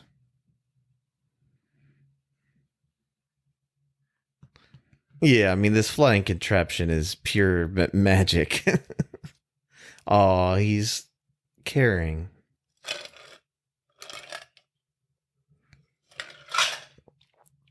It's amazing that they did all these air shots. I was just gonna say, no drones, man. That's all. It's all copter shots. Must have been really expensive. Money. That's money. And to build this fake hot air balloon helicopter, it had to cost at least as much as the boat, right? I think way less, I would hope. It's not functional. It's not like it's really flying. There's still birds in this world? No, I think that's the whole point, is that I know that they're close to land now.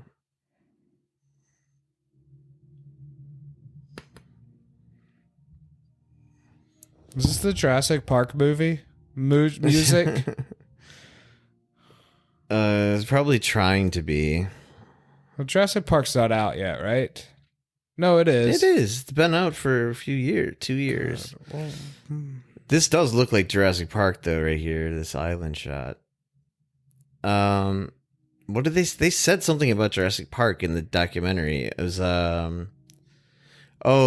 because like they filmed Jurassic Park also filmed a lot in Hawaii, and so they did with Waterworld as well. And they thought it was kind of dumb because Jurassic Park's filming, I guess, was like plagued with like actual real hurricanes and storms and shit, which then happened to the Waterworld sets that are all on the open sea. They had to completely shut down everything like 3 or 4 times over the course of filming because of hurricanes. But then like they built that whole like miniature city, the atoll, right? And the storms would just like fuck up their set really bad, so that was like spending even more money. Yeah, see, she's not the mother. I knew it. That's supposed to be the family? That's supposed to be her parents, I think. Jesus, how long have they been dead? Yeah, I mean, it's a little ridiculous that they're pure skeletons, but I don't know. She could have been like a little baby when they sent her off. I guess they She doesn't seem to remember her life there. And pick them apart, etc. But yeah, I mean, you saw the like stencil for the tattoo. Yeah, I right? did. Yeah.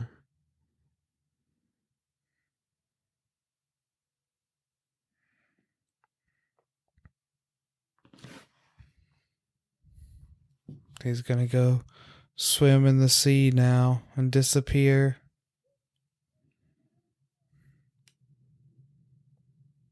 He can't live on the dry land. It's not his home. He deserves to be with fish. Yeah, look, very. What is this shot supposed to mean? He's looking at the ocean. He's touching the ground. He's debating which one is better.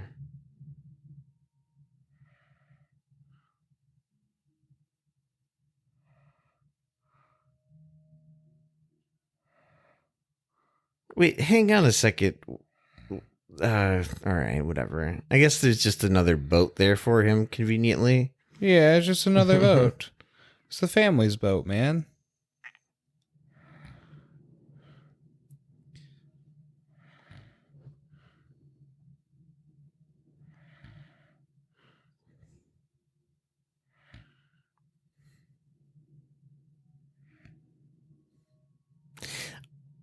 I wonder if I wonder what the original draft of the script or other various drafts, because I think it went through like tons of drafts, but I bet there were endings where he just stayed there with them. Yeah, probably. And I have a feeling that the whole Costner backstory of him going through this shitty divorce, maybe he was like, we got to end more on a grim note where I can't be happy.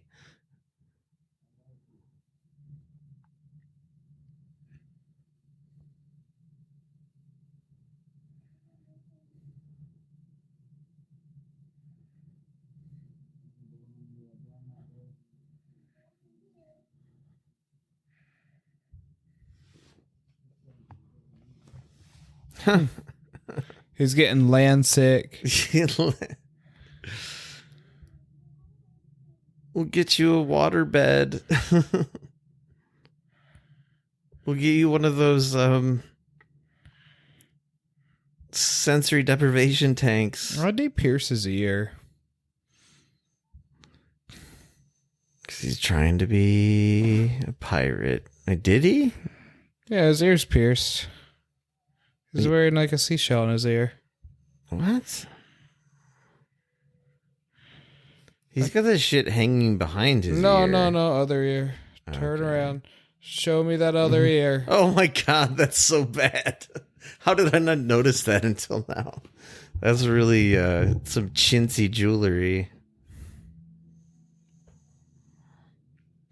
Is this when they made like a 5-part graphic novel about Waterworld, and Costner refused to lend his likeness, so they had to like just make the main character look totally different in a dumb way. Was the graphic novel better than the movie? It looked more like self-serious. Did it come out before or after the movie? After. Okay. And I think it like this was everything I'm telling you was in that one YouTube video. That YouTube video was exhaustive, man. Did Josh Whedon write the graphic novel? No. I don't know. I mean, Whedon has great comic chops. It wasn't. It was just I don't know if they're a famous person or not, but they said that in the graphic novels they go into more detail about the world and the mutation, like how he got the mutation and stuff, and his backstory. Oh, and they suggest that it wasn't like that he evolved the mutation and was born that way, but that like there was some weird like genetic engineering shit going on. Acclaim Comics, they don't exist anymore. Are you looking at the graphic novel? I was just looking at the cover. The cover's fucking amazing. Yeah, like isn't it funny the way? Yeah, he looks like Gerard Butler. It's awesome. Doesn't he look like Gerard Butler? It's like they took Kevin Costner and smashed his face until it looked like Gerard Butler. And the guy they have that is, I guess, supposed to be the Dennis Hopper character also just looks fucking amazing on the cover. I'm guessing it's cover number 4. Oh, yeah. I think that's actually supposed to be a new character, though. Oh, okay. But it does look like it's supposed to be that guy, I guess. I don't know. Anyway, that's Waterworld. God, I want to read this comic now.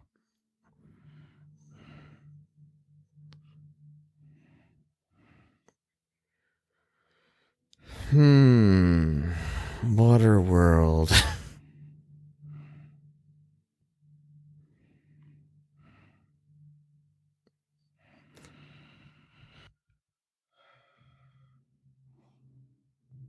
All right, music. Is this the future? I almost just want to watch The Postman and not talk about Waterworld anymore. Oh, no. I don't know.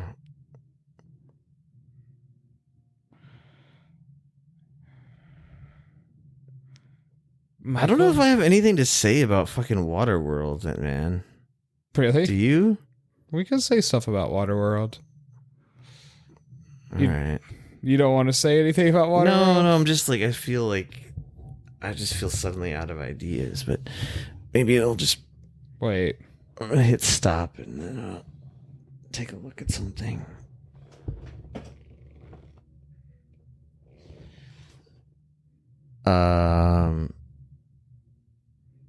Okay, folks. That's it. That's the commentary. Hope you had fun watching Waterworld like I did.